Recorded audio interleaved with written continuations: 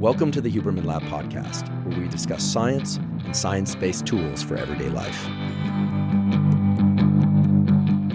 I'm Andrew Huberman, and I'm a professor of neurobiology and ophthalmology at Stanford School of Medicine. My guest today is Dr. John Kruse. Dr. John Kruse is an MD, Ph.D., and practicing psychiatrist who specializes in the treatment of ADHD in both kids and in adults. As you'll see during today's episode, Dr. Kruse is among the world's top experts in understanding the various treatments for ADHD and tools for helping to overcome non-clinical issues with focus and attention. We, of course, discuss the drug treatments for ADHD. So those include Adderall, Ritalin, Vyvanse, modafinil, Wellbutrin, basically all the drugs that are used to treat ADHD.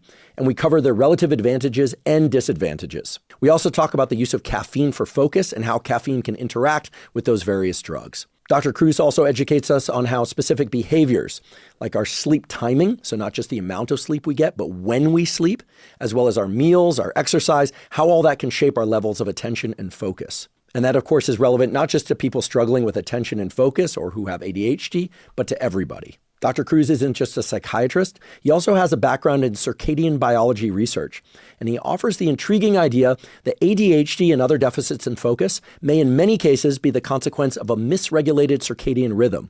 He tells us how to test that idea and potentially how to fix it. By the end of today's episode, you'll understand what stimulants do, the possible origins of ADHD in both kids and adults, and both the behavioral and drug treatments and non-prescription approaches to overcoming brain fog and focus challenges. So by the end of today's episode, you'll be armed with a ton of new knowledge and you'll have a lot of practical tools you can apply.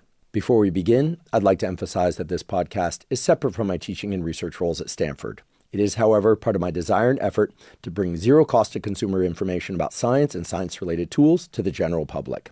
In keeping with that theme, this episode does include sponsors. And now for my discussion with Dr. John Kruse. Dr. John Kruse, welcome. I'm glad to be here today. Let's talk about ADHD. And probably best if we start off by just kind of laying out what it is. Is the H, is the hyperactivity component always in there?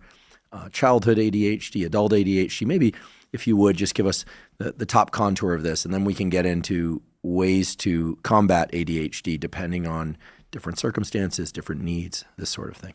I'll just start out by saying that, like most things in neuroscience and psychiatry, we have some definitions and we have lots of different thoughts and frameworks to approach things. So I'll start with our diagnostic category, or how we diagnose ADHD, and that is there are 18 different symptoms. 9 of them are hyperactive impulsive, 9 of them are inattentive. So the inattentive ones are things like forgetting to follow through on things, losing items, being easily distracted. The impulsive and hyperactive ones are cutting people off in conversations, blurting things out, running around, fidgeting. The definitions themselves were designed with a child population in mind, because until roughly the mid-90s, it was dogma that this was a neurodevelopmental disease of childhood, and that every child who had it outgrew it.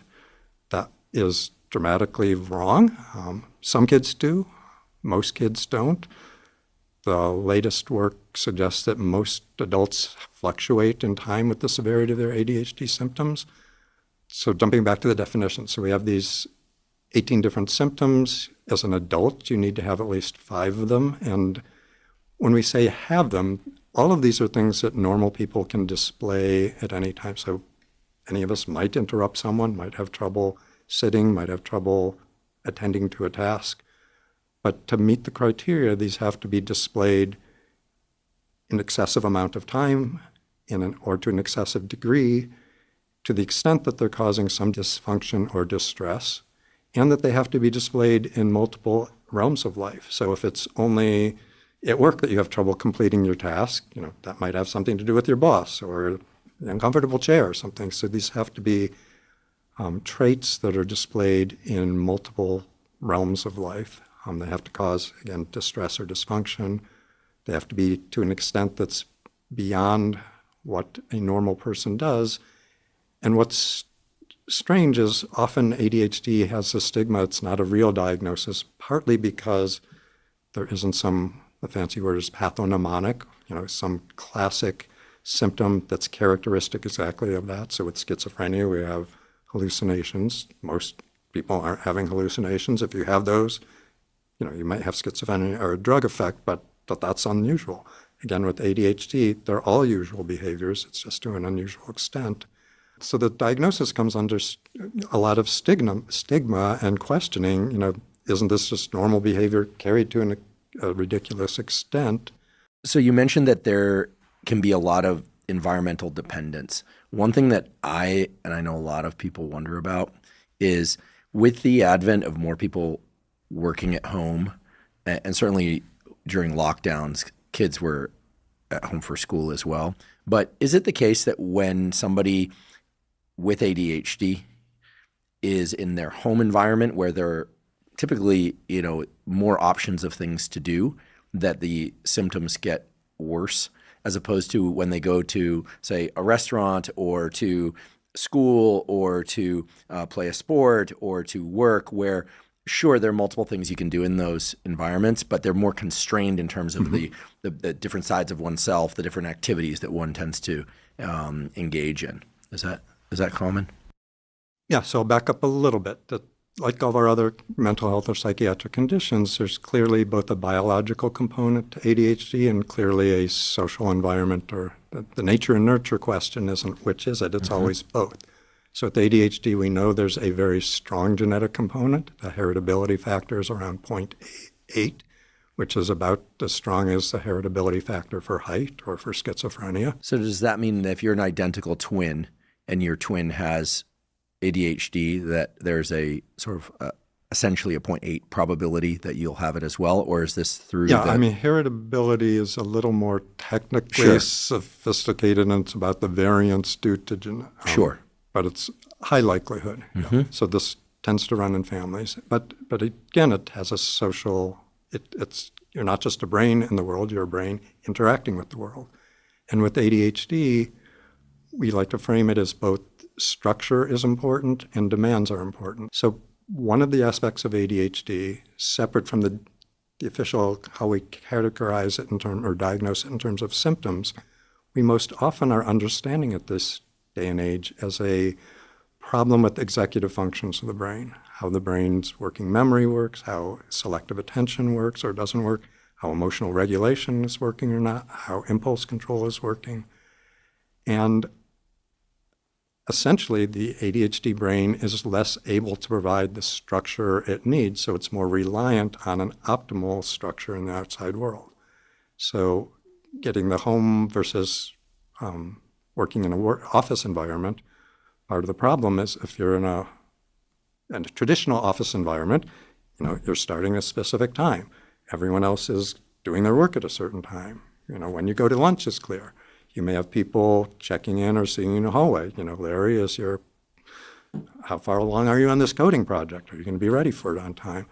When you're home, you don't get any of that reinforcement. You don't have any of that structure. So, structure is a Goldilocks issue. It's not just more structure is always good, because if you put or impose too much structure on someone, so most people with ADHD are really lousy assembly line workers. They don't want to be just picking up one bolt, screwing it on the side of the Lexus or whatever, and watching the car move down the line. That's too stultifying, too limiting, too structured. So you need the optimal amount of structure. And with COVID and working from home and kids being at the home, so one thing it created is less structure for the day, but it also increased the demand side of the equation. So the cognitive demand, not only did you have to manage your own time and schedule now, in addition to doing your work, you had to schedule it, but you might have had screaming kids in the other room, or you might have had your partner who wants to use that room for, their quiet meetings some of the time when you're trying to do it. So the demands increased for many people, and the structure decreased, and that was sort of a perfect storm for creating more ADHD. And what's really interesting from a mental health perspective, at the very start of the COVID epidemic, public mental health figures said, we know if this is a massive epidemic and we're going to have to do quarantine and people, we know depression's going to go up. We know anxiety is going to go up. We know alcohol and substance abuse is going to go up. We know PTSD and domestic violence is going to go up. They claimed suicide would go up. That was incorrect, and we can get into that, but I think there's an ADHD reason why it didn't go up. Nobody that I heard was mentioning that ADHD would go up. And part of it is because partly to hold on to its legitimacy as a real psychiatric diagnosis, both many patients and many researchers in the field hold so strongly to, this is a biological condition, why would it change? We can understand why PTSD, more people are being traumatized. Uncle Joe just died from coughing his lungs out from COVID. PTSD, it's easy to see. Or depression, you've just lost your job in your whole industry, you're a restaurant worker, that's not coming back.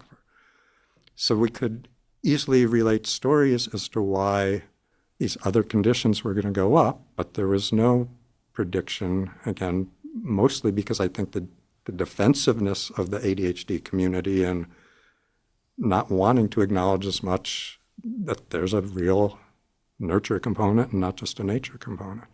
And yet what we've seen, just looking at prescriptions, and the media's jumped all over this, not only have ADHD diagnoses gone up considerably, but also prescription stimulants have shot up dramatically in the last few years. I'd like to take a quick break and thank our sponsor, 8 Sleep. 8 Sleep makes smart mattress covers with cooling, heating, and sleep tracking capacity. Now, I've spoken before on this podcast about the critical need for us to get adequate amounts of quality sleep each night. Now, one of the best ways to ensure a great night's sleep is to ensure that the temperature of your sleeping environment is correct. And that's because in order to fall and stay deeply asleep, your body temperature actually has to drop by about 1 to 3 degrees. And in order to wake up feeling refreshed and energized, your body temperature actually has to increase about 1 to 3 degrees. 8 Sleep makes it very easy to control the temperature of your sleeping environment by allowing you to program the temperature of your mattress cover at the beginning, middle, and end of the night. I've been sleeping on an 8 Sleep mattress cover for nearly 4 years now, and it has completely transformed and improved the quality of my sleep. 8 Sleep recently launched their newest generation of the pod cover called the Pod 4 Ultra. The Pod 4 Ultra has improved cooling and heating capacity. I find that very useful because I like to make the bed really cool at the beginning of the night, even colder in the middle of the night, and warm as I wake up. That's what gives me the most slow wave sleep and rapid eye movement sleep. It also has snoring detection that will automatically lift your head a few degrees to improve your airflow and stop your snoring. If you'd like to try an 8 Sleep mattress cover, go to 8sleep.com/Huberman to save up to $350 off their Pod 4 Ultra. 8 Sleep currently ships in the USA, Canada, UK, select countries in the EU, and Australia. Again, that's 8sleep.com/Huberman. Today's episode is also brought to us by Joovv. Joovv makes medical-grade red light therapy devices. Now, if there's one thing that I have consistently emphasized on this podcast, it is the incredible impact that light can have on our biology. Now, in addition to sunlight, red light and near-infrared light sources have been shown to have positive effects on improving numerous aspects of cellular and organ health, including faster muscle recovery, improved skin health and wound healing, improvements in acne, reduced pain and inflammation, even mitochondrial function, and improving vision itself. What sets Joovv lights apart and why they're my preferred red light therapy device is that they use clinically proven wavelengths, meaning specific wavelengths of red light and near-infrared light in combination to trigger the optimal cellular adaptations. Personally, I use the Joovv whole body panel about 3 to 4 times a week, and I use the Joovv handheld light both at home and when I travel. If you'd like to try Joovv, you can go to Joovv, spelled JOOVV.com/Huberman. Joovv is offering an exclusive discount to all Huberman Lab listeners with up to $400 off Joovv products. Again, that's Joovv, spelled JOOVV.com/Huberman to get up to $400 off. I'm fascinated by this relationship between kind of optimal structure and difficulty, or at least optimal structure versus having some margins for exploration at one's job. I realize it's very difficult to throw out kind of pan statements about what sorts of work and professions are going to be best for people with ADHD. But in your clinical observation, can you perhaps point us to kind of clusters of professions where people with ADHD tend to gravitate toward because they have sufficient or even hyper proficiency there? Like, would we say like the creative arts where, as long as they can get themselves to the theater, they tend to do well. When improv, I'm using extreme kind of almost silly examples, but those are professions indeed, versus a job where people have quote unquote banker's hours, where it's 9 to 5. I could see that being an advantage, also being very difficult. And of course, or accounting, where literally decimal points matter and every digit counts. So are there sort of clusters? I'm going to step back and answer. I'll get to your answer, but I'm going to frame it two different ways first. One is, and I didn't come up with this, but I think it's one of the most insightful quips about ADHD, is that non-ADHD brains are importance-driven. If you have to move your car because you'll get a parking ticket, you go out and move it. If you know taxes need to be paid in April, it's a boring, thankless job. Maybe a few people enjoy it, but most of us aren't CPAs at heart. You take care of it. The ADHD brain, in contrast, is an interest-driven brain. So they know, I should be doing my taxes, but hey, look at how the Warriors are doing in their basketball playoff game. Look at this cool cat video. Oh, I'd rather do something else. So regarding career or work, I think the most important thing is that it's interesting to you.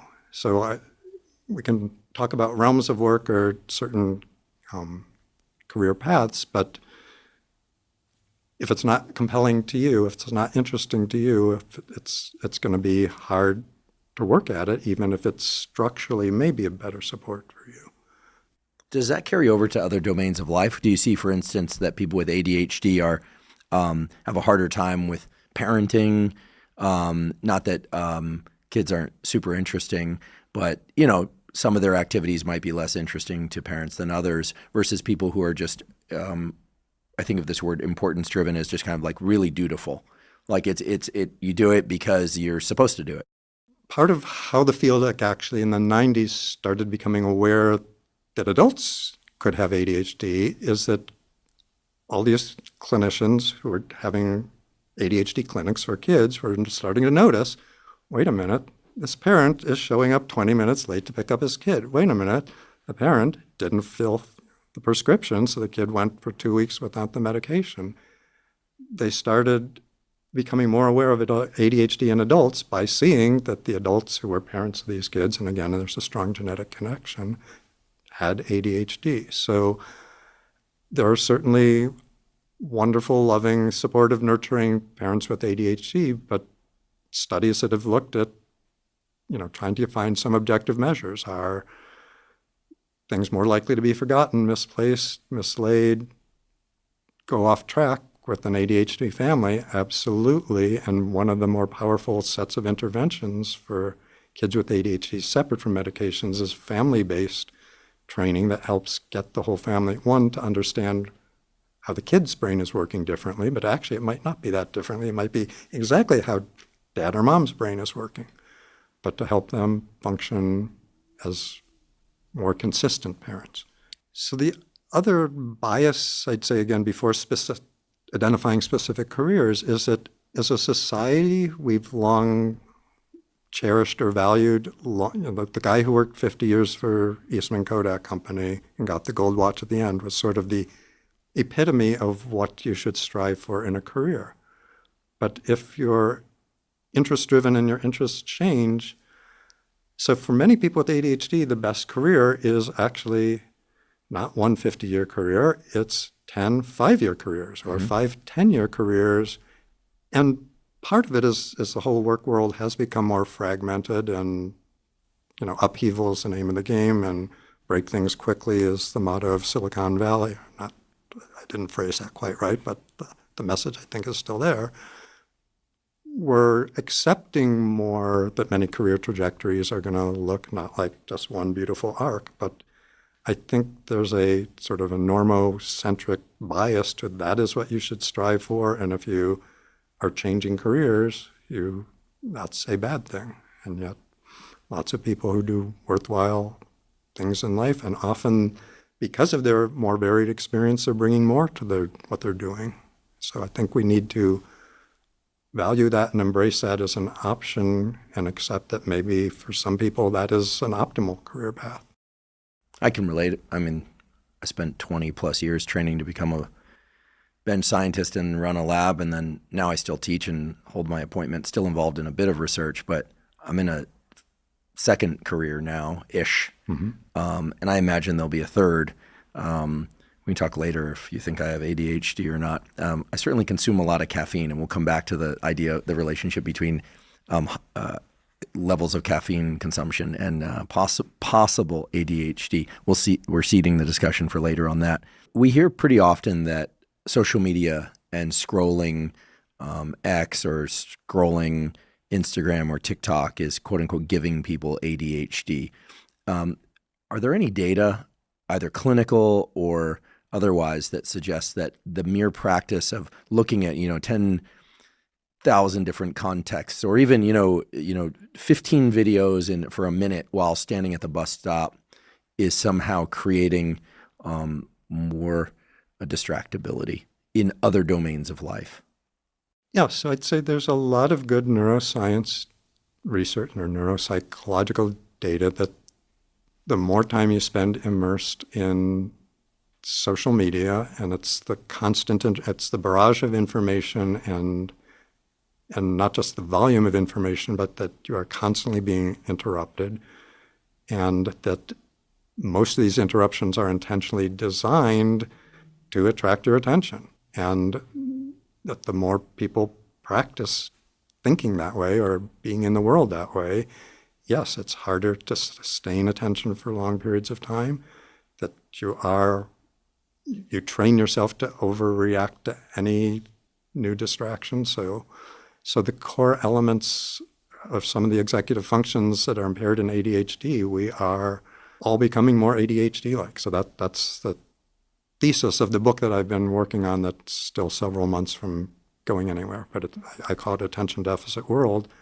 And one of the things that's been frustrating is that there's been this huge disconnect. There have been people writing about, the question you're asking, that the neuroscience, our brains getting more distracted, are we becoming, it's not just distracted. Immersion in this media world or social media, cell phone, however you want to break it down, it's not all bad. It's not just that concentration's worse. So, detecting visual items in the environment, there's some things that people become more adept at. Whether that's actually a good thing to be more adept at, people do multitask more quickly or switch in and out of it. They're still not doing as well on that task if they had no distractions and just focus solely, but they're multitasking better than people who don't immerse themselves a lot in the internet. So there's a whole literature and popular books and attention. We know everyone's getting a little more distracted. But all the books that talk about that say, well, this is just sort of everyday stuff. This has nothing to do with ADHD. And there's lots of wonderful ADHD books out there, and they say ADHD is this discrete condition, even if they acknowledge it's on a spectrum of severity, but that it's really serious stuff, and we don't, just because you forgot your homework or you left your car keys or you can't remember where you parked your car, everyone does that, and we want to make sure that you respect that ADHD is a serious and potentially disruptive condition. And when I say serious, and I'm going to go on this tangent for a little bit, the caricatures of ADHD is, there's the squirrel. It's silly. It's people are distracted, ditzy, late, doing things that we make fun of in society. And we ignore that many of these things can have a more serious repercussions inside to it. So a kid who has ADHD, their life expectancy is about 10 years shorter than their non-ADHD peers. That is the same extent of cutting off life as having diabetes or having major depression. Is that because of accidents, addiction, injury? Almost all of it is two factors, and they're almost equally. One is accidents, so motor vehicle accidents. If you're driving distracted, you're more likely to be involved in accidents, but it's also, the kid who's probably being more daring with the tractor on the farm or daring the bull, or all sorts of accidents, not just motor vehicle accidents. And the other is suicide. And some of the suicide is because there is an overlap with depression and anxiety and other factors, but I'm convinced, and not many people are looking at this angle, some are, With suicide, we focus so much on the despair, the misery that someone hates their life. But there's lots and lots of depressed people who don't kill themselves. The other really important element to suicide is impulsivity. Lots of people feel really bad, but we know having guns in households increases the likelihood someone's going to shoot them. Accessibility to tools that you can quickly use to kill yourself, which shows if you slow down the thinking process, if you give people more time, if they are less impulsive, they are less likely to kill themselves. They still might be miserable.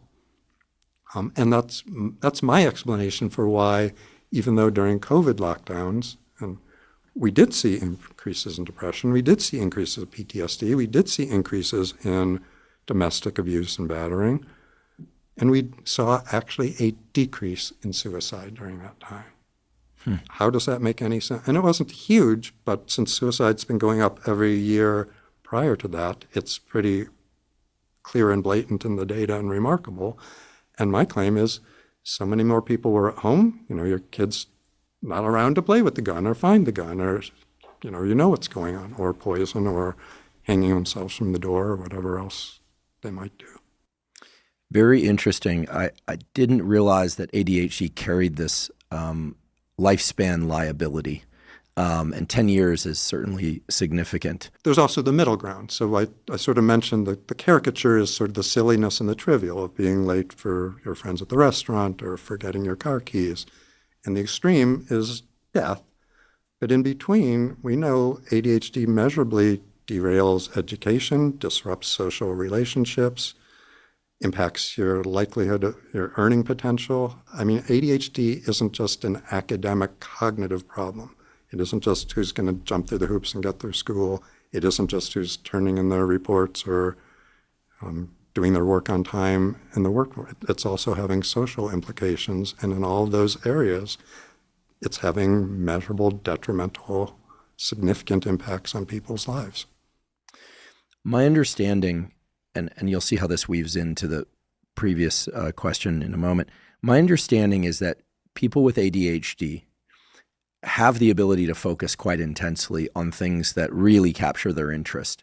I don't know if I have ADHD or not. I suspect if I do, it's rather mild, or I just feel lucky that I went through the educational system at a time when there were no smartphones. Mm-hmm. I'm really grateful for that. I actually used to unplug the phone in the laboratory where I was a Ph.D. student so that I could just do experiments from 5 p.m. Mm-hmm. on, because that was the only way people could reach me. And I certainly am familiar with it's almost a drug-like effect of dropping into an activity. Sometimes people call it flow, but for me, it just is dropping into an activity. Did some early morning writing this morning, and gosh, the feeling of pleasure just everywhere from head to toe after doing 20 minutes of focused work or 30 minutes of focused work is so striking to me. And yet, I think most people find it difficult sometimes to just get rid of all the distractions unless there's a deadline, which is one of the reasons I love deadlines. So the question is this: is it true that people with ADHD can in fact focus, but that somehow whatever neural or neurochemical thresholds are there to allow them to drop into focus, they're just much higher thresholds? It just takes more fear of a deadline or fear of a consequence or excitement about the activity. Is that true? Yeah, so I'll back up a little bit, and I maybe should have said this when we were talking about diagnosis and what is ADHD. And many people think it's a horrible title because it focuses on attention deficit hyperactivity disorder. And it's very clear, as you're enumerating here, it's not a deficit of attention. If it's a deficit at all, it's a deficit of control over attention.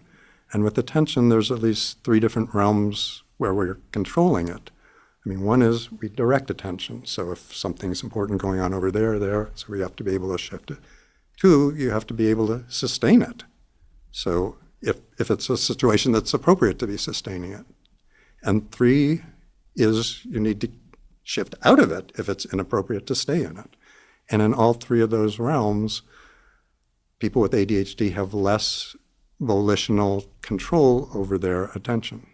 So many people in the ADHD who experience it describe hyperfocus as one of their superpowers. And that is where they're getting so absorbed in their work that they are so busy coding that actually everyone else in the office is left, and it's only when the janitor is coming and emptying the garbage cans at 11 p.m. that they say, oh my God, where is everyone? I'm still here because I was so intently working on the project.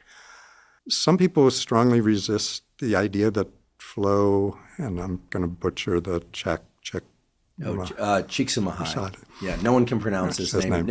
Even fewer can spell it, so we're okay. Yeah. My reading of when I sort of delved into this, I think hyperfocus is exactly a flow state because people are describing the same lack of awareness of time, and it's always, it's a task that's somewhat challenging and engaging and interesting. It's not just that, if it were just about enjoyment or bliss, you could hyperfocus looking at a beautiful flower. People don't describe that. So it needs the right amount of challenge. It can't be too easy. It can't be too hard. It has to be something important and interesting to you.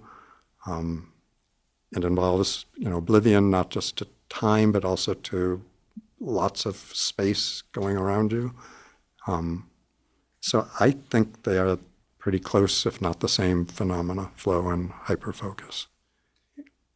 And some people with ADHD, and I think some who are ones who learn what situational factors or what internal factors can help get them into that state. But many of them still struggle with it showing up when they don't want to be hyper-focused on something or have trouble engaging it when it would be useful to. I sometimes use the absent-minded professor excuse, but only half jokingly. There's a photograph that I love of the great Oliver Sacks, the neurologist turned writer, man who mistook his wife for his hat, Awakenings and so forth. People may be familiar with Oliver's work. And it's a photograph of Oliver at a train station, lots of bodies moving around him, some blurry, so there's motion there. And he's standing there with I think he's got his pipe in his mouth, and he's writing outside the train station. His bag has fallen to the floor. Some items are coming out. And he was a known and self-professed methamphetamine addict for a great portion of his medical and writing career. And sort of alluded to the idea that he had these tendencies. And I raise this as an example because I see that photo and I see somebody who's in hyper focus in a very busy environment. But he wrote, I've spent a lot of time with his work and his autobiography, et cetera, and talked to people who knew him. And it seemed that he was constantly seeking novel environments where there was a lot of stimulation, and somehow that allowed him to drop into these tunnels of focus. Whereas when he spent a lot of time alone, there were bouts of focus, but the quiet actually became a distraction. It was as if somebody in here were speculating about diagnoses, but that there's something about external anchors and internal anchors, and that finding that sweet spot is really about knowing ourselves and where we work best at particular times. And this is something I'd like to transition into here, is talking about the fact that there isn't just one environment that works for somebody. It seems like it's often the case that it's certain environments for morning, certain environments for afternoon, certain environments having returned from vacation. You can probably see where I'm going with this. What are your thoughts on people trying to, with ADHD or not, trying to identify sort of best conditions for them, and how important is circadian time here? I know you have, and of course I mentioned in the introduction that you have a lot of background in circadian biology, which I think brings in a really additional and unique dynamic to your understanding of ADHD.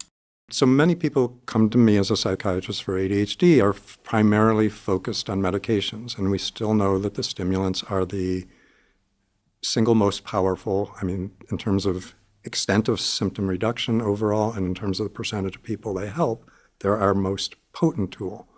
The medicine's not going to change everything, and you need to be focusing on your life as well. And I always start with scheduling. And many people with ADHD find scheduling anathema, that's, like the slaves on the galley ship being told you have to row, stroke, stroke, stroke.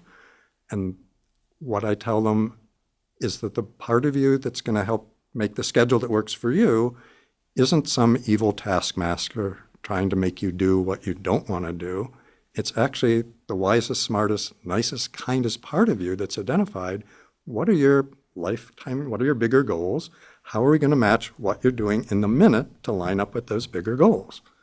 So, and this analogy isn't perfect, but the best one I've come up with. So rather than the guy on the Viking ship, the person, the part of you that's making your schedule is a mother hen who's sort of counting all the chicks and making things aligned and nestling down and hunkering around you and taking care of you and nurturing you. And with scheduling, what I tell people is before you slot in your work or your homework or your school or externally derived tasks, I tell people you need to have the 4 basics. And sleep is far and away the biggest basic, particularly for ADHD. It's essential for all of us, but it's particularly critical for ADHD, and there's particular reasons why it's a particular challenge for people with ADHD. But I'm trying to think if I can imagine a counterexample. I would say all the successful people I know with ADHD have found some way to try to regularize their sleep compared to what it would be if they were just...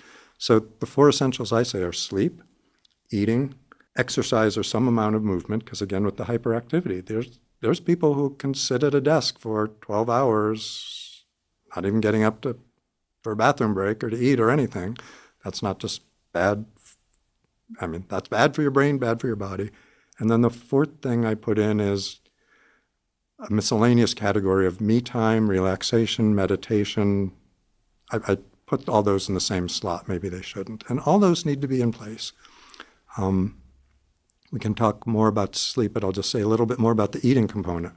So we have our diagnostic criteria for ADHD, but I had over the years 2 different real life tests. The office I had was in an old Victorian home, so it was a home office. The office itself the entrance was at the end of a short but very steep driveway, so it was a separate door. And I would always explain to every new patient the exact same thing. There's a house at 45 Hartford, the office is at 45A, the entrance is at the end of the driveway, and I actually did the data on it.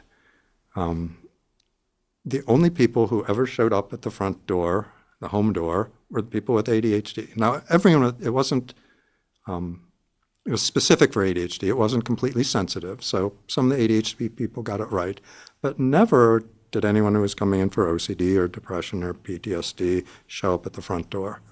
And I gave the instructions at the same time, and sometimes I didn't know beforehand that the person was coming in for ADHD because they didn't know. But if they showed up at the front door, that always made me, I better make sure I ask specific, detailed questions about the ADHD possible component. So the other sort of real-life diagnostic test I had, if someone during the evaluation would say something like, or in a subsequent session, oh, it was 4 o'clock yesterday, and I just realized I hadn't eaten all day. Ding, ding, ding, ding, ding. I have people who diet. I have people who have, fasting regimens or others, but they're not forgetting to eat. And it's not that everyone with ADHD does that, but either not getting the right interoceptive cues from your body or not paying attention to them is something that's been measurable in people with ADHD. So having a regular meal schedule. So having a regular meal schedule. And again, getting back to the COVID and workplace, if you're, I had lots of people in tech who really lamented, now I have to work from home. They were giving me lunch, a healthy, nice lunch each day at work. They're scrambling to even use the home, meal delivery systems because getting that organized and set up is just too overwhelming for them. And again, these are bright people who are succeeding in most parts of their life.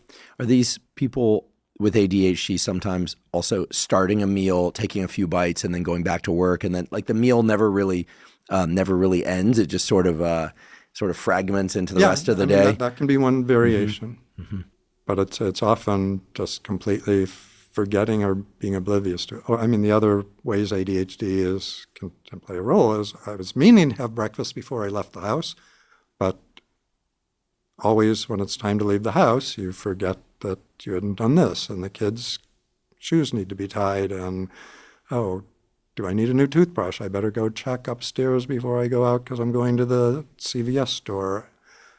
Time management is a problem with ADHD, an executive function problem, interestingly, it's not one of the 18 symptoms in our official checklist.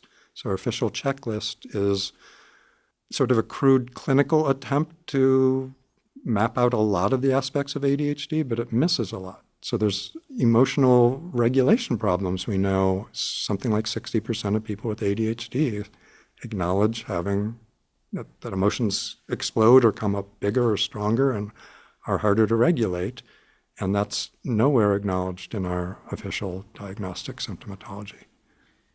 I'd like to take a quick break and thank our sponsor, AG1. AG1 is an all-in-one vitamin mineral probiotic drink with adaptogens. I've been taking AG1 daily since 2012, so I'm delighted that they're sponsoring this podcast. The reason I started taking AG1 and the reason I still take AG1 is because it is the highest quality and most complete foundational nutritional supplement.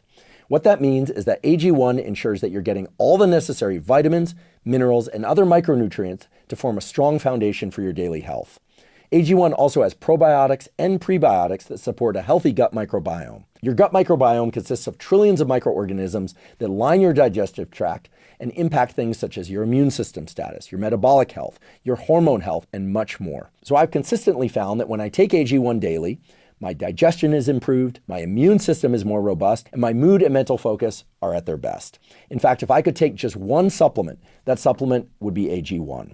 If you'd like to try AG1, you can go to drinkag1.com/Huberman to claim a special offer. They'll give you 5 free travel packs plus a year's supply of vitamin D3K2 with your order of AG1. Again, go to drinkag1.com/Huberman to claim this special offer. So we've got sleep, eating, exercise or movement, and relaxation. Maybe before we start talking about some medications and some other factors that modulate ADHD, if we could maybe step through each of those and you could share with us some of your favorite tools that you give your patients and that you teach online. Realizing, of course, that each one of those is a vast topic that we have done entire podcasts on, but I'm curious about your favorite go-to tools. We were talking about a few of these before we started. So sleep, regular to bed and wake up times? Matthew Walker, in his great book on sleep, one of my favorite things about it is he really emphasizes this point, that quality sleep isn't just about 8 hours. It isn't just duration. It's getting quality sleep. And the timing of your sleep is every bit as important as the duration. So if you're used to sleeping midnight to 8 a.m. and you're staying up dancing or partying until 4 a.m. and you can say, oh, it's a weekend, I can sleep until noon, you may still get those 8 hours, but they're not restorative to the same extent as if you had slept at your regular time. And my Ph.D. research was on circadian rhythms. We had realms of data back then, so this is 30 plus years ago. We had every bit as much data then that the timing of sleep was as important as the duration, and yet every public service announcement just says, get your 8 hours of sleep. Why are we leaving out this other piece? We've known for decades that people with ADHD have a strong propensity to being night owls, to have a different chronotype where they're maybe more effective or functional later in the day, a tendency to stay up. For many years now, we've actually known that this is strongly genetically controlled. So we do have, there are genetic markers affecting sleep timing that are overrepresented strongly in the ADHD community. So some of it is you are pushed that way, but some of it is the nature of ADHD, that if procrastinating is part of ADHD. If you procrastinate, you're going to push things off till the end of the day. Some people, the end of the day is a better time to work because there's fewer distractions. If everyone else is asleep finally, no one's going to come in and interrupt your work or ask what your thoughts on this project are. But again, getting regular sleep, and regular and sufficient, doesn't mean it has to be what I'd say normal. If it works for you, if you can build your career and your social life around sleeping from 2 a.m. till 10 a.m. every day, I'd say go for it if you can be consistent with it. So what are the things that help with getting regular sleep? One thing, paradoxically, for many people is actually being on stimulant medications. Mm-hmm. So stimulants do have, as a side effect, some people have insomnia, some people stay up later, but more people with ADHD tend to either because the drug is wearing off at the end of the day and there's some crash in alertness or energy, or because they're being more productively expending energy and are more tired at the end of the day, or it's just helping synchronize circadian clocks by getting a consistent start early in the day. We don't know the mechanism by which it works. There's lots of plausible and overlapping ones, but again, daytime alertness medications can help. Can I run something by you in that context before we jump back? I don't consistently take stimulants except caffeine, and I limit my caffeine intake to prior to 2 p.m., and I stack it pretty heavy in the early part of the day. But on occasion, I'll take 25 to 50 milligrams of Wellbutrin, which, as you know better than I, is slightly dopaminergic, but certainly triggers noradrenergic release. So epinephrine, norepinephrine. It's a stimulant. On the days when I take that, which again is very rare, and I track my sleep every night, I notice a significant improvement in my sleep and significant increase in my rapid eye movement sleep. It's extremely consistent. So from that, I reverse engineered the major effect being norepinephrine. Epinephrine, I decided, well, I would do something else that I know raises epinephrine, which is I'll do a cold plunge first thing in the morning of 1 to 3 minutes long. And the effect isn't quite as strong, but on those same days when I do that clearly adrenaline raising activity, I also see for me, a significant increase in my rapid eye movement sleep and the quality of sleep later that night. So I think there really is something to this epinephrine, obviously going hand in hand with stimulants, epinephrine spike early and throughout the day with better rapid eye movement sleep at night. Does that logically hold for you? It's just a story, but I was going to say, as both of us have some science background, so I'd say I'm glad it works. And what's hard to sorting out is why it's working is one is, potential placebo effect. You're doing it because you're thinking or hoping it works. Good. And two, I'd say maybe even more importantly than the placebo effect is the days that you're deciding to do this, there's something different about those days to begin with because you're not doing it every day. So those potential issues aside, I'll jump into insomnia, and Matthew Walker talks about some of this. To me, maybe the biggest finding in insomnia sleep medicine in the last 20 years is that almost everyone who has a problem with insomnia doesn't have a problem with sleep. Huh? What? That do I sound like I'm contradicting myself? What I mean is the sleep system's intact. It's there. It's waiting to arrive and put you to sleep each night. What the problem, and this is from the sleep researchers, with at least 90% of probably more of people who have insomnia problems, is the failure of the daytime arousal system to shut off properly. So normally we have these two mutually inhibitory systems, a wakefulness arousal system and a sleep sedation system. And usually when one turns on, the other turns off. And with most people's problem with insomnia, it isn't that sleep is weak or insufficient or not there. It's sitting, it's waiting there. It just can't land on the landing pad because you're too aroused or too awake.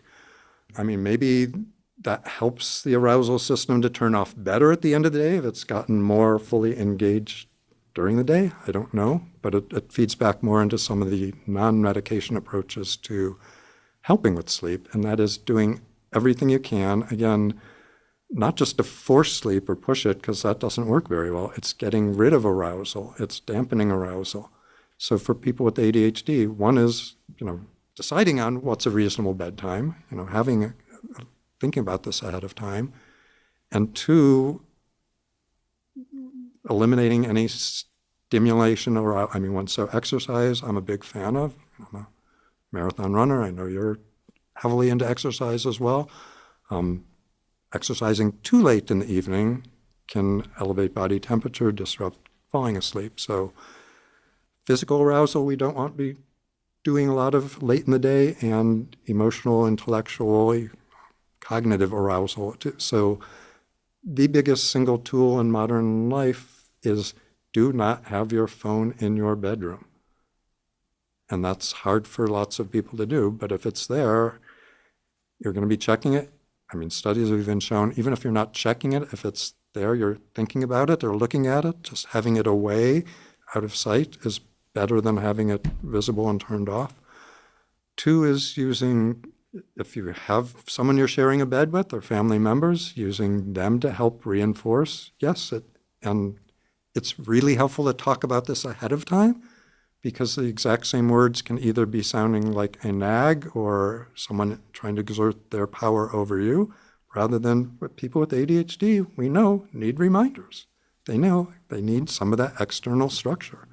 And if you are on the same page and can have a partner or a kid or someone else present, hey, Dad, shouldn't you be turning off the computer and heading to bed right now? That can be helpful. Again, it can be destructive if it's not done in a framework where both people are on board, and it's not fair to make the other person responsible for your own behavior. But lots of people are usually happy to help the person with ADHD be more organized in their life.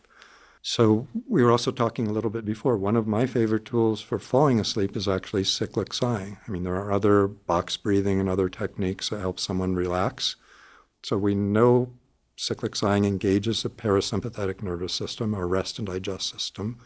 I mean, one of the things that happens normally in the transition every night when you fall asleep is you're going from primarily sympathetic tone to primarily parasympathetic tone. So anything that is strengthening or putting you there already makes it easier.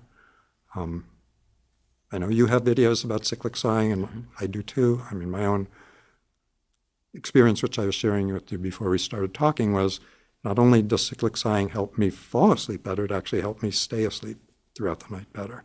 That's a remarkable thing, because many people, including myself, have very little trouble falling asleep, especially given how I stack caffeine in the early part of the day and then stop in the afternoon. It allows me to fall asleep within seconds, somewhere for me, typically around 10 p.m., somewhere between 10 and 11 p.m. is my typical bedtime.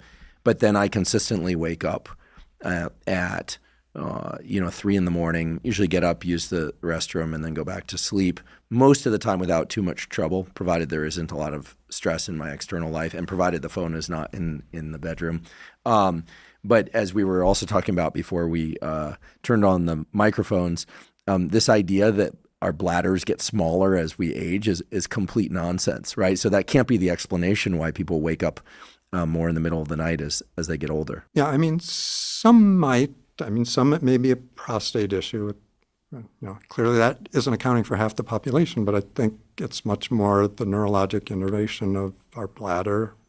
All our nerves start functioning not quite as well, and they're just getting the signal that I really need to urinate right now, when pretty clearly most of those people don't. They could wait, but the signal is arriving that says you have to, and it's believable, and you don't want to deal with it if it's you don't want to not listen to it if it is right. So, how much cyclic sighing are you doing before sleep, and how long before sleep is the cyclic sighing done? So when I read your paper with Spiegel and others, January, for years I've said I don't have a meditation practice. Most people think I'm sort of so chill or relaxed that I do. You seem like a pretty mellow dude. I haven't ever taken the time to do it, which I'm embarrassed by. So I said, read the paper, I can do 5 minutes a day of cyclic sighing. And I tried, and it was, some days I was getting it in, and many days I wasn't getting it in till bedtime, which is again, I slept really well till I was around 40 and not so well the next 20 years, mostly with the trouble falling asleep, even though I knew relaxation techniques and others. So I wound up just consistently doing it to do it more for the general health, and I do have slightly elevated blood pressure and relaxation, and to see what effect it would have. And it was clear. So I do about 5 minutes, and much more than 5 minutes, I tell people, and I might be doing it a little slower than most, count out about 20 or 25 reps of it. And if you lose track, doesn't matter. Just go back to the lowest number. Because again, everything we're trying to do is decrease arousal. If you have a timer on it and you do it for 5 minutes and then you're woken up, you're reversing or mitigating some of the benefit of doing it. So my recommendation is do it for 5 minutes, but do it by counting reps, and don't focus, or if it's 6 minutes, if it's 4. I mean, there's so many aspects of this, and we know the exhalation has to be longer. I was trying to find, is anyone systematically, is a 4-second exhalation better than 10 versus 6? And those studies would be so simplistic and easy to do, but there's lots of variables that we can play with to see what's optimal. I don't think we know at all what's optimal, but we know what's good enough to work. Oh, delighted to hear that it's worked so well for you. I'm, as people know, I'm a huge fan of the physiological side, and I take no credit for having discovered it. It was discovered by physiologists in the 1930s. The data point that I shared with you is that prior to trying cyclic sighing at nighttime, I was waking up virtually every single night, once a night, to urinate. And in the 18 months, 20 months since I've been doing it, I think it's been a total of 4 times that I've woken up during the night to urinate. Fantastic. So we're talking about sleep. You mentioned earlier encouraging people with ADHD or who think they might have ADHD to keep a somewhat regular eating schedule, or at least to make sure that they're eating. Yeah. And to not let their meals get fragmented into starting a meal, then finishing it later. For some people, it's breakfast, lunch, and dinner. For some people, like myself, it's lunch, snack, dinner. Whatever it is, keeping a regular schedule.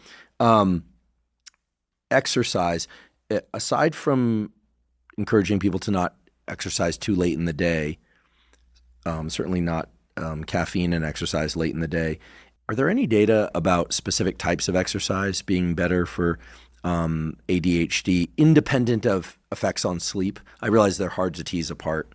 Yeah, there's a few studies looking at acute aerobic exercise. Part of it is that it's hard to study people when they're exercising during many exercise. I mean, you're not going to wire someone up when they're swimming, for example.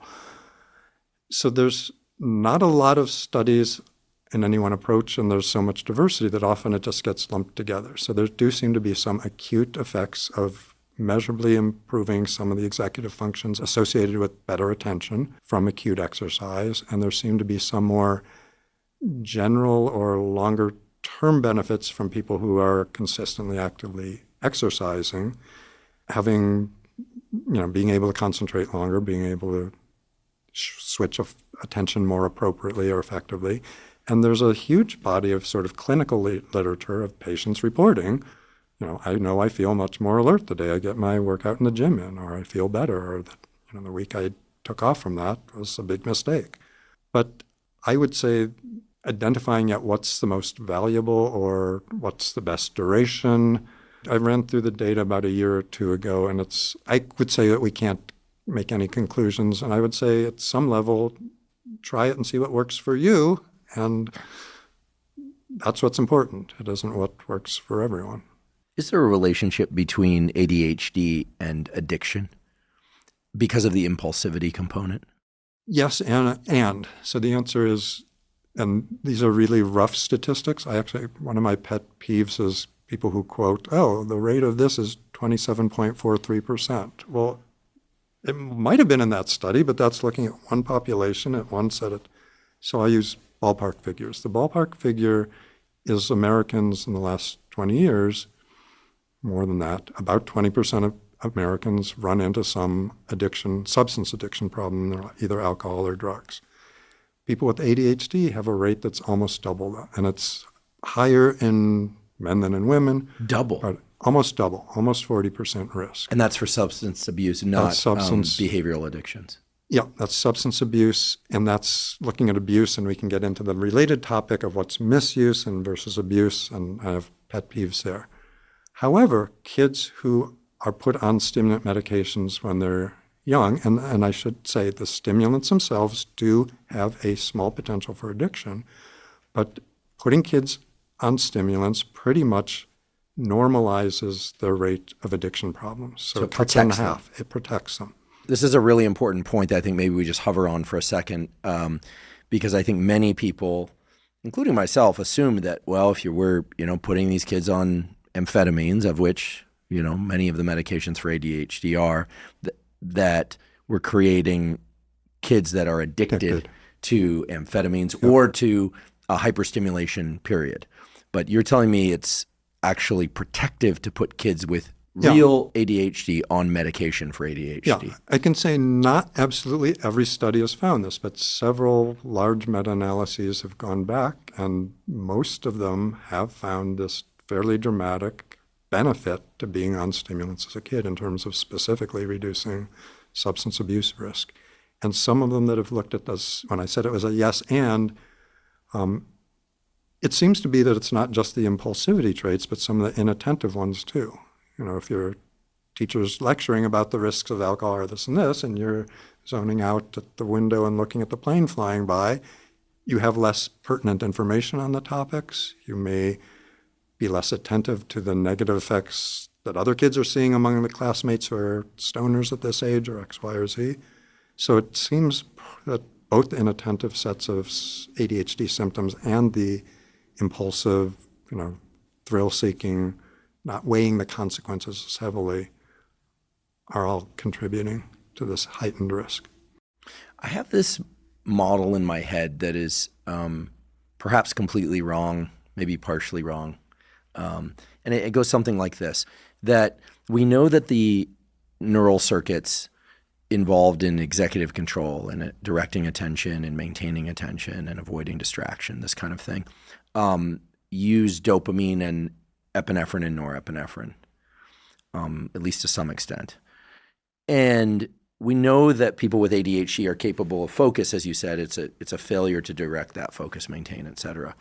So I've heard from you before this discussion that, people that, tend to drink lots and lots of caffeine or who can drop into an activity but have a lot of distractibility, that, they might have ADHD. So what I'm imagining here is that the threshold to get dopamine, epinephrine, and norepinephrine released is either much higher or more complicated for people with ADHD. And so what they're seeking is these catecholamines, these three chemicals, dopamine, epinephrine, norepinephrine, and that if they're given a medication that puts them in that range where they're getting it, then they're good. They can stop seeking it, so to speak. And I'm raising this now because we're talking about addiction. Addiction is a pursuit of things, essentially. And I guess what I'm saying is it seems to me that the model of ADHD that we hear about is that, people can't focus, their dopamine circuits are all out of whack, and then you put them on this dopaminergic drug and, basically you get them addicted to that tunnel vision or something. But I have this model in mind now that what we are all seeking is to have portions of our day where we are directing our focus towards meaningful things that are, generative in our life, work, school, relationships, et cetera. And that whether or not it's pharmacology or exercise or what have you, that it's just about getting into this plane of consciousness. And I say that in no woo or abstract terms. Is that right? I mean, are we really talking about here is a failure to access enough of these neuromodulators, and these medications, which we're about to talk about, are really about putting us in the realm where those neuromodulators are just more accessible? I'll just say I can go with that. Okay. Well, you're the expert. I'm putting this together based on kind of what we're talking about. Like getting enough sleep to me is a way of being able to have enough arousal during the day. Exercise or these medications, just different ways of being able to access arousal. Like if you don't sleep, you can't access arousal during the day. So, okay, well, I'm going to hold that model in mind, and I'm going to keep testing it to try and destroy it as we go forward. Let's talk about the medications, since you raised those. And the first one I ever heard about was Ritalin. Mm-hmm. Let's start with Ritalin. How often is Ritalin used nowadays, and what is Ritalin doing neurochemically? And what are your thoughts on Ritalin as a useful drug for childhood and adult ADHD? And I'm happy to repeat those questions. So Ritalin is, or generic methylphenidate, and there's dozens now of slow-release versions, and there's even a skin patch instead of an oral version. Our definition of what a stimulant is really squishy and vague. In its broadest sense, it's any drug that has an effect in the body, like the sympathetic nervous system, which is a norepinephrine-driven fight-or-flight arousal system. So by the loosest criteria, caffeine's a stimulant, Wellbuten's a stimulant, even though we classify it as an antidepressant. Some of the decongestants are stimulants. But more often when we're talking ADHD medicines, we're using stimulant more specifically for amphetamine-based products like Adderall and Vyvanse. And again, there's a host now of newer branded extended release forms, and methylphenidate. And we lump the two together. Probably most ADHD experts agree with, and this is where I'm going to be disagreeing with most of them. I don't consider Ritalin a full stimulant. So the neuropharmacologists differ a little bit, but amphetamine is a strong dopamine and norepinephrine reuptake blocker. So it prevents what's already been released from being taken back up, so more is available longer. But in addition to that, amphetamine is a pretty potent, let's just say, vesicle manipulator. So it's actually forcing a bigger release from the vesicles when they're synaptically released. So it's not just that the signal lasts longer and is stronger because of that, it's a bigger signal. Depending on what study you look at, most of the studies suggest that methylphenidate is actually a pretty weak vesicular manipulator, and some studies don't find any impact there at all. Which means if methylphenidate is basically a norepinephrine and dopamine reuptake inhibitor, that's what Wellbutrin is. That's one of the components, it's. And so why I would further say, if you look at the efficacy data, how well do these work in resolving ADHD symptoms? All the meta-analyses lump Adderall products, amphetamine, and methylphenidate products here and say, they're here because they work better. This is, success in reducing ADHD symptoms. And all of our Strattera, atomoxetine, Wellbutrin, I use Cymbalta a lot, modafinil, guanfacine, all these other things are down here as less effective. But if you actually look at any of the plots that I've looked at and separate out, methylphenidate is actually closer to the pack below. It's that amphetamine products are head and shoulders above everything else. Methylphenidate's usually at the top of the rest of the crowd. But if you were just looking at the data objectively, there's a clear decision point. So in terms of efficacy, amphetamine products are stronger. But in terms of some of the the side effect that I worry most about, it's not at all common, but it's one of the horrible ones, is amphetamine-induced psychosis. Now that we're finally looking at that a little more closely, because for years the ADHD experts have said, yeah, it's really rare, let's not look at it at all, let's not pay attention, move along, don't look. With amphetamine Adderall products, and that's probably dose dependent, but it's close to 1 out of 500 people. And I'm going off on a tangent here, but I'll keep following it because it's an important tangent. It's only 1 out of 500 people. That's uncommon, but this is a really bad condition so amphetamine-induced psychosis is a schizophrenic-like picture. Usually someone is really paranoid, really worried that their friends are manipulating them or the police are spying on them. If you drink too much alcohol, you can be batshit crazy, that's a highly technical term there. You can be out of touch with reality. You can be hallucinating. You can be saying all sorts of nasty things.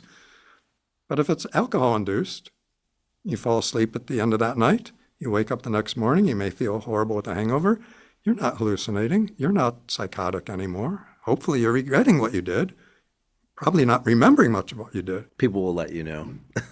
With amphetamine-induced psychosis, on the other hand, classically and characteristically, and what I've seen clinically, it continues for days, weeks, or months after stopping the medication, which means we've changed someone's brain, and we don't have lots and lots of data, and it's actually only come to us because people are concerned about marijuana causing a similar picture. So now we're studying this a little more.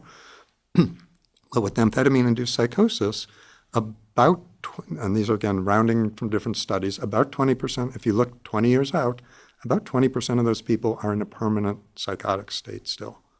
So again, it's uncommon, but it's such a bad outcome that we really should be alerting people to it. And I saw a much higher risk of this I can get into it if we need reasons in my population in San Francisco. But I've had people coming from all the most prominent ADHD clinics over the years who just moved to the area. And when I'd say this, give this as my introduction to, I'm happy to continue on this, but are you aware? To a person, they said, No one ever told me that. Now, maybe they have ADHD and weren't listening, but it's so uniformly consistent that they didn't hear or know that that was a side effect. And 1 in 500 isn't a trivially small number. No, it's not trivial. And I mean, why I got alerted to it is my rate in San Francisco is actually higher than 1 out of 100. And so I'll go into, I think, a couple different reasons. One is I worked with a lot of HIV-positive men, and we know HIV, particularly in the days before we had effective antivirals, is a virus that goes to the brain and there's a HIV-induced dementia. So probably some of these people had brains that were compromised because of that and more vulnerable. 2, a high incidence of methamphetamine. So methamphetamine, street speed, is a chemically different molecule than amphetamine, has an extra methyl group, and an extra methyl group can mean a lot. So it's a cousin, but methamphetamine we know has higher rates of psychosis, higher rates of addiction. This tends to be more rewarding. But again, in that population, and many of them would hide that history from me, but I think that the very first person I had with amphetamine-induced psychosis, a guy in his 40s, HIV positive for years, this was back in early mid-90s, was able to finish school in his mid-40s, get a good paying job in 2 years on stimulants, and then had a full-blown psychotic episode where his dad had died of a heart attack 10 years earlier. He was threatening his mom because he believed his mom had poisoned her. He flew over to Rhode Island where she was living. He was making threats from a payphone, and because Rhode Island's so small, he was actually calling from out of state, so it's a federal crime. He got thrown in federal prison for this. And he stayed psychotic for months after he wasn't using anything. But it later turned out he had had a psychotic episode 10 years earlier on street meth, which he lied about when I did the evaluation. So the other high-risk group I had was I was known in San Francisco as someone who worked with adults with ADHD at the early stages of recognizing ADHD. And I was comfortable with the broader range of stimulant dosages, and many providers are. So I had people who had, and they were all young white males, straight males, who had history, and I don't know how many of those demographics are relevant, but who had histories of taking stimulants, having a psychotic episode, again, being really paranoid, and again, the numbers aren't huge, but at least 5 people with this general profile. But even though they were paranoid, even though they were severely impaired enough that each of them wound up in a psychiatric inpatient hospital, which is pretty hard to get into in this day and age, or even 20 years ago, they all liked something about the experience enough that they all wanted to get back on, and all of them knew enough to lie about this past. So they didn't tell me about, they presented, all of them also had ADHD. They presented with ADHD. They'd say, I've been on stimulants before, and, I'm not working with that doctor because my insurance changed or they had moved to the area. So they gave plausible histories, and most of those, within a month or 2 of restarting it, wound up back in the psychiatric hospital. I had one guy, bright computer programmer, late 20s, calling me from inside the psychiatric hospital to try to get me to prescribe more Adderall to him. And not only that, he had convinced his inpatient psychiatrist that this was a good idea, that this was important to treating his ADHD and helping him retain his job. Wow. So these are, as you said, straight white males who have psychotic episodes on their ADHD meds and continue to seek those meds because they, quote unquote, like the experience. It feels like a manic high, the high dopaminergic state. Yeah, and you put the word mania in there, manic, and lots of people define this as amphetamine-induced mania rather than psychosis. I don't, because one is uniformly, and maybe other people are seeing more, that these people were paranoid, they were worried, they were anxious, they were delusional, but they weren't overtly enjoying it. They weren't having a great time. They weren't saying, I'm going to party with all you friends and I'm only worried about the people there. And yes, they were talking more loudly, they were sleeping less, which could be characteristic of mania, but there was no positive affect that or police reports, or often families give you extensive history of everything that was going on, that there was nothing euphoric they were describing about it. I mean, I think the second piece is it's unclear how much they actually remember or recall, or either through psychological suppression of it or physiologic, they're in a different enough state it didn't register properly. It's not clear. But they tend not to recall the paranoia, and by paranoia, it's persecutory delusions. I have people who assaulted family members thinking that they were being spied on, manipulated, when they were the parents trying to take care of their kids. I'd like to take a quick break and thank one of our sponsors, LMNT. LMNT is an electrolyte drink that has everything you need and nothing you don't.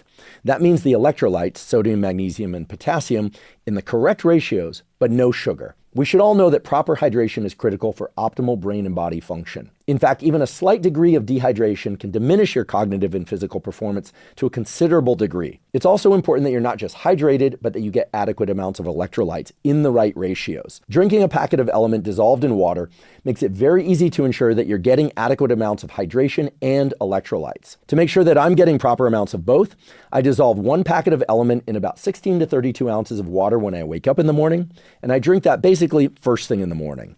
I'll also drink a packet of LMNT dissolved in water during any kind of physical exercise that I'm doing, especially on hot days when I'm sweating a lot and losing water and electrolytes. There are a bunch of different great tasting flavors of LMNT. I like the watermelon, I like the raspberry, I like the citrus. Basically, I like all of them. If you'd like to try LMNT, you can go to drinkelement.com/Huberman to claim an LMNT sample pack with the purchase of any LMNT drink mix. Again, that's Drink Element, spelled LMNT. So it's drinkelement.com/Huberman to claim a free sample pack.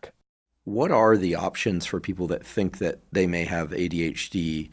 Let me phrase it differently. Someone comes in and they have, let's say an adult, they have 5 of the 18 criteria.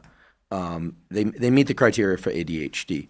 Do you tend to, after telling them about sleep, food, exercise, and relaxation, after that's squared away, if the decision is to medicate, do you and assuming they're not on any other medications, which cluster in this 2 sets of clusters that you described before, the amphetamine type, the Adderall, Vyvanse, et cetera, versus I realize you put Ritalin at the top of the bottom cloud, Wellbutrin, Ritalin, modafinil, you mentioned Cymbalta.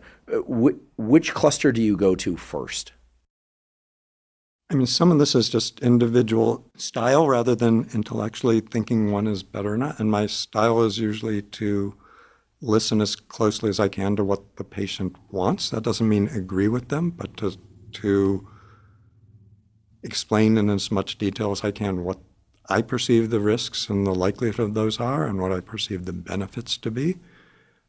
For years, just statistically, I had many more people who were on non-stimulants than stimulants compared to the general ADHD population.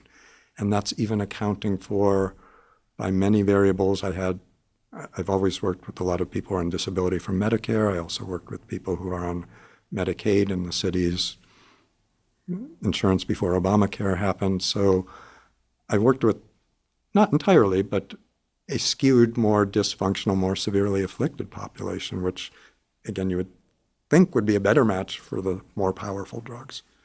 I'll jump back, but this actually is a situation where we have more powerful drugs. So often when I treat people with depression, they'll try 1 or 2 or 3 antidepressants and say, well, give me something that's more powerful. And with depression, maybe we can put ketamine out of the picture. And I know this is a side issue, but all of our antidepressants seem to work equally well. We don't have potent antidepressants and non-potent. If it got FDA approved, it works in a certain range of likelihood. But with the stimulants, amphetamine-based products really are more powerful, and more so than with depression or many of our other conditions where it's more a categorical, this will help or not, as long as you're above a threshold, there's a more linear relationship. If you if a little bit of Wellbutrin helps, a lot is likely to help more. I mean, you might start getting more side effect issues, and there may be good reasons to not keep going up. But there's a more linear dosage results relationship. Do you worry about strain on the heart with amphetamine products? Just even if it's relatively low dose over time, just the strain on the calcium channels and on the heart. Is it true that that stimulant-based medications for ADHD can quote unquote weaken the heart? When you use that term, I was talking with Rob beforehand about running marathons, and when I ran the 100th anniversary of the Boston Marathon, they had some of the medical literature from the previous decades, and one of the medical warnings was, maybe you could do 1 or 2 marathons in your life, but don't do more than that because your heart will wear out. And, I've run 100 and my heart, I think, is still beating. So we know things we thought we know at one point. Mm-hmm. Common cardiovascular effects of not just the stimulants, but the non-stimulants that are affecting norepinephrine. So Wellbutrin, Cymbalta, modafinil, it's less clear, and we can get into that when we talk about modafinil, but clearly methylphenidate, amphetamine, on average increase, at therapeutic doses, increase heart rate a few points, increase blood pressure a few points. But part of that obscures that probably 80% of people don't have any change, and maybe 20% have maybe a more slightly significant change. So we know that there's some impact there. We know there's some people with extremely rare genetic underlying conditions, usually related to the neurologic wiring of the heart, who are particularly vulnerable to dropping dead from a stimulant. And almost every year there's a well-trained athlete, either a professional player or more often a high school or college player, who will take cocaine, take Ritalin, take prescription stimulant, and drop dead of a heart attack. The risk of that's so uncommon. This is 15 years ago. When Adderall XR came out, the Canadian government was worried enough about this risk that they banned Adderall XR for almost a year, and because they have a comprehensive medical system, they could look more extensively at the numbers, and this was looking at kids. The percentage of kids who dropped dead with Adderall was tiny, and not just tiny, it was lower than the kids who aren't on Adderall who drop dead of a heart attack. So part of it is, if you're in this rare genetic condition, almost always there's family members, or you've had some other near-death or syncopal episode where you passed out. So history taking of the individual and family history. And if you're at all worried or concerned, you can do EKGs, which detect most of those electrical abnormalities. But the cardiology, and lots of my colleagues practice maybe a more conservative cover-your-ass medicine approach where everyone has to have an EKG before they're on a stimulant. But even the cardiology associations have said that seems to be a waste of resources. Absolutely do a thorough history, absolutely do a thorough family history. If there's anything of concern, or if the patient's anxious about it, get an EKG. But other than that, these should be generally safe for most people's hearts. So there was a meta-analysis that came out earlier this year on, so most of the studies looking at more serious, other than just mild hypertension or mild elevation of heart rate, haven't found much, but most of them only looked, a year out or a year of treatment. Do we see rates of heart attacks? Do we see rates of strokes? Do we see rates of dangerous arrhythmias? And in general, they're looking at a young population where these events are really uncommon anyway, and most of them didn't find any evidence of problems in a year or two out. The more recent study looked as long as 14 years out, and there they found measurable, statistically significant increase in risk that increased during the first 3 years of being on a stimulant and increased at a much lower rate for the next 10 years, sort of plateaued out, but still measurably higher than people with ADHD who weren't on a stimulant, but the absolute rate is still really, really low. So for most people, it's not a risk. I mean, on the other hand, if you start these medicines when you're 10 or 20 and maybe on them for 60 years, we don't know whether potentially more people are getting into more trouble. So if somebody presents as having ADHD as an adult and they've never touched stimulants, and would you start them on Ritalin, Wellbutrin, or Adderall, or something in the Adderall Vyvanse class? So thanks for bringing me back to your question. Sure. And I'm going to jump you through in the sort of qualifying phrase, never been on any stimulant in their life or tried it or something. At least not consistently. What I would say is these drugs are fairly common in our society, both illicitly and licitly. I mean, we know lots of kids, lots of adults with ADHD share their medication. Lots of people have tried these things, even if it's just once or twice. And that itself is valuable clinical data. If they felt too revved up from it, so if they have, I try to find out what dose was it, what did it do for you, what good things did it do for you, what bad things did it do for you. So my presentation is usually, Adderall is likely to be the most strongly effective, or I more often are using Vyvanse. These are the other options, but Adderall also has, again, greater rare, but risk for these bad problems. Does that scare you? Some people are petrified. They're not going to go anywhere near that. Some people say, I'm not that concerned about it. And most people do come in with some friends at work, family members, X, Y, or Z. They think they know what the drug is likely to have as an effect on them. And I tend to, at least as a starting point, listen to that. And now, there are certain reasons I absolutely would not. My worry, again, I saw more of it than I think most people on a higher rate with amphetamine-induced psychosis.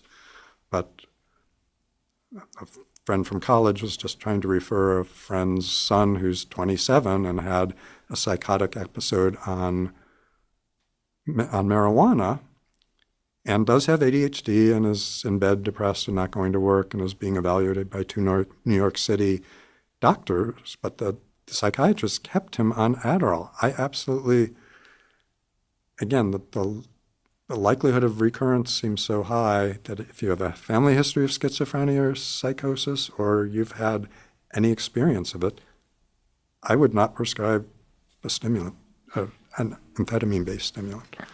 Could we go so far as to say, and I suspect the answer is no, but because nowadays we're hearing more about the possibility, I want to highlight possibility of high THC cannabis causing psychotic episodes. This is something I've stressed on this podcast, on social media. I took a lot of heat for this from the traditional press.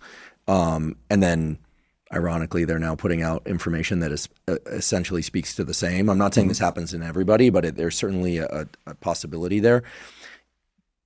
Would you say that if somebody is a regular high THC cannabis user, that they are at greater risk to developing psychosis if they're taking these stimulant form ADHD meds? Yeah, you could actually play that both ways. You could claim that if they've already been on an agent without developing psychosis, then maybe they're more impervious to that as a potential side effect. Or where you were coming more from is if we're already on one agent that's pushing them that direction, why the heck would you ever add another that could also?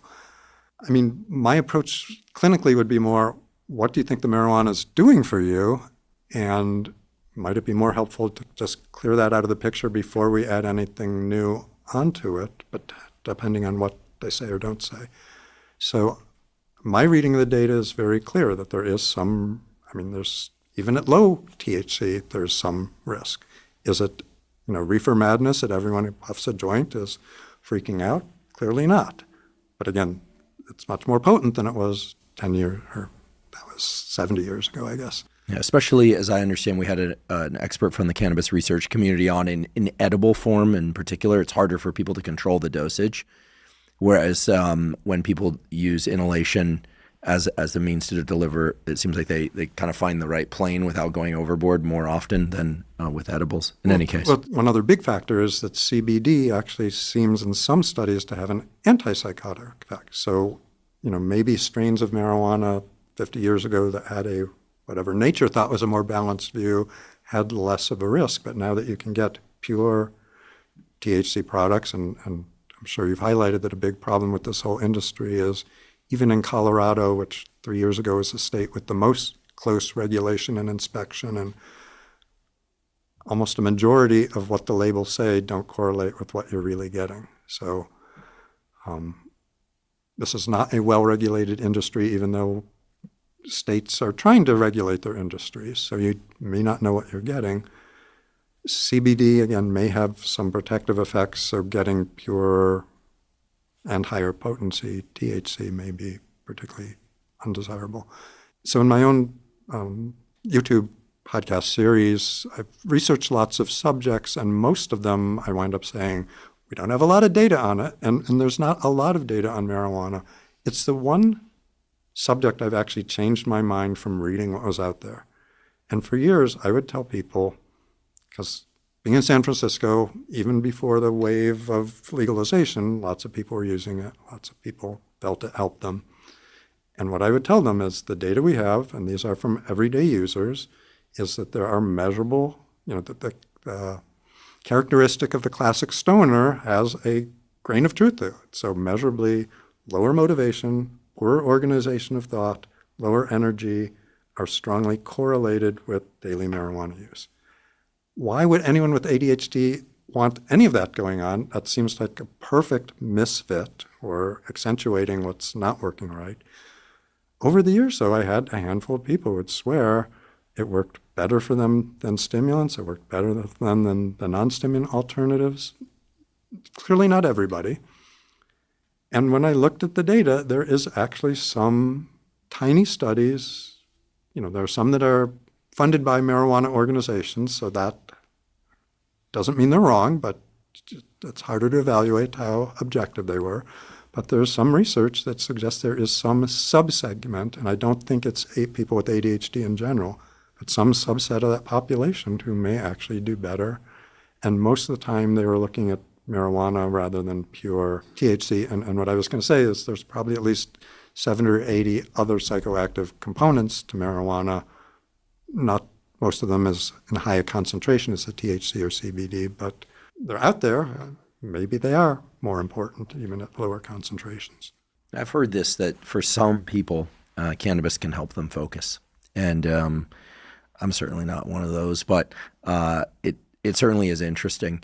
As long as we're on cannabis, as long as we're discussing cannabis, neither of us are on cannabis to my knowledge, maybe I could just ping you for kind of the relationship between various compounds that people use that are available over the counter or with sort of online access to these compounds and ADHD symptoms specifically. And then at some point I'd like to return to the amphetamine-based drugs.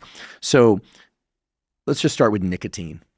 So these days there's increased use of nicotine pouches, gums, not just smoking, vaping, dipping, and snuffing. And it's certainly a stimulant, and certainly a lot of people, in particular young males, are using it more often. The traditional media is now trying to create this kind of picture of nicotine being part of the kind of wellness and fitness community. But in my observation, many, many more people outside of that category are using it. So what, in your experience, happens when somebody with ADHD, let's assume they're not medicating in any other way, starts dabbling in nicotine use? And let's assume they're going to do this in ways that do not cause cancer, because the smoking, dipping, vaping, snuffing part is what causes the cancer. Let's just talk about the compound nicotine. Yeah, so there's some well-done research showing nicotine is helpful for improving some of the executive functions, so sustained attention, and I'm not sure which of the executive functions, but they help people focus, be sharper, do better. There was actually a major pharmaceutical company who was developing a nicotine receptor product specifically for ADHD, and they abandoned that several years ago, and I haven't been able to find word as to why that was abandoned, whether there was some other side effect.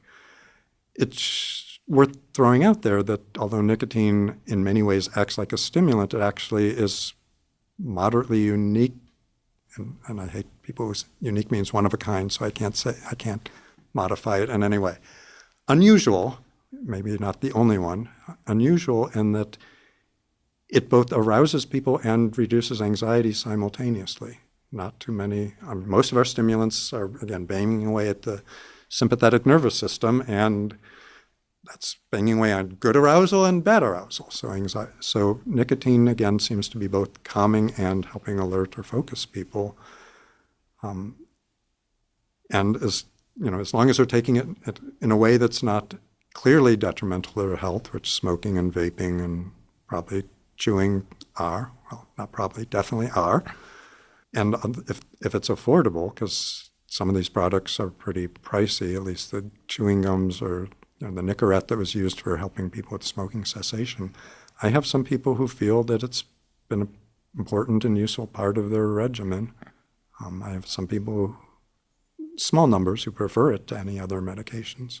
And almost no, again, other than sort of the basic neurophysiology showing that it can have beneficial effects on executive functions, there's no research, at least as of a year or two ago, whenever I dipped my toe, not my anything else, into the snuff, looked into it. There's no, clinical research showing does this help or not help. What about caffeine and in particular energy drinks? These days, there's just seems to be an explosion of drinks that include caffeine, but also fairly high dosages of things like taurine, alpha GPC, theanine, tyrosine. Tyrosine. So, things that are thought to generally amplify the production or release of neuromodulators like dopamine, acetylcholine, and so forth. So the epidemiologists say that the most widely used psychoactive substance on this planet, and I thought it was alcohol for years, but it's actually caffeine, because lots of groups outlaw alcohol who won't outlaw caffeine. So lots and lots of people use it. And this is a gross oversimplification, but this is what I tell people. Even though it's the most widely used, if you used it as an equivalent dose to our stimulants, essentially we're using it at a lower dose level. It's a pretty lousy stimulant. Separate from that it's working primarily on adenosine and indirectly working on dopamine. But associated with higher levels of anxiety, higher levels of jitteriness, higher levels of cardiac toxicity, if you were to use it at an equivalent dose.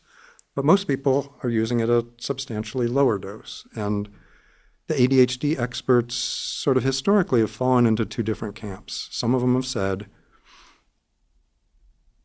it's going to interact with your stimulant or other medications, it's complicated, we don't want it messing up the picture, stay off of it. And the other half say it's a stimulant. Lots of people are using it with these other stimulants, both full-blown stimulants and non-stimulant ADHD medications. And as long as you know it's part of the picture and you're trying to be constant with your dosage or aware of it, then fine, and maybe it helps you get away with a lower dose of the prescription. The one little piece I'd add in there is that often you don't know what dose you're getting. So people have the common experience, as I was saying earlier, I've only had 3 cups of coffee in my whole life, so this is all anecdotal or research, not personal experience data. But lots of people have the experience, go to their local Starbucks or something and say, whoa, that feels way stronger than usual. And then invariably they say, oh, that must just be me. I'm more anxious already, I'm jacked up, or because they think Starbucks, 7 billion stores around the country, everything's automated and precise, they must be. Starbucks isn't, they control for the aromaticity, how many minutes each bean is cooked, which side it gets flipped over on. They're not controlling for caffeine intake, which is wild to you and me. So a University of Florida study, and this is several years ago now, went into a Florida Starbucks, bought the same drink every day for 3 weeks, and compared the caffeine content. The highest day compared to the lowest days was a 3-fold difference. Wow. And that's Starbucks. Who knows what smaller. So one is, you may think you know what you give, and maybe, the bane of coffee drinkers, and maybe Sanka in a teaspoon that you're dissolving may be the most consistent there. But one of the risks with caffeine and with pretty much any over-the-counter drug is you may not know what dose you're getting. Very interesting. I as I've said several times in this podcast, I think caffeine is a wonderful drug, mostly because I love the things that comes in. Yerba mate being my preferred source of caffeine, but also coffee. And it certainly increases my focus. It's a narrow plane, though. 2 sips too many, and I can start feeling myself veer toward more lack of focus. It doesn't seem to have a very pervasive effect. And dosing it on an empty stomach versus after eating, I'm not that precise about it, but I don't see it as a very reliable stimulant. It's more to get to a plane of just normalcy for me, given how much I've been drinking it since I was a teen, really. I think most people are similar. They drink it to feel normal. There's also lots of cultural and habitual, if it gives you your warm fuzzies or puts you in the right mode, or you're sure you think you're more alert, or you're listening to your favorite newscast in the morning as you're drinking it, that all is adding to its effect. In terms of combining it with other over-the-counter things, there is some study looking at caffeine and L-Theanine together and having some, at least in a tiny handful of studies, some measurable beneficial effect on, I think it's mostly kids that have been looked at, and nothing dangerous found across a pretty broad range of L-Theanine dosages. But I'm not aware of any good research done with adding all the other things that are currently being added to it. And some logically may be doing something, some may be irrelevant, some may be more detrimental.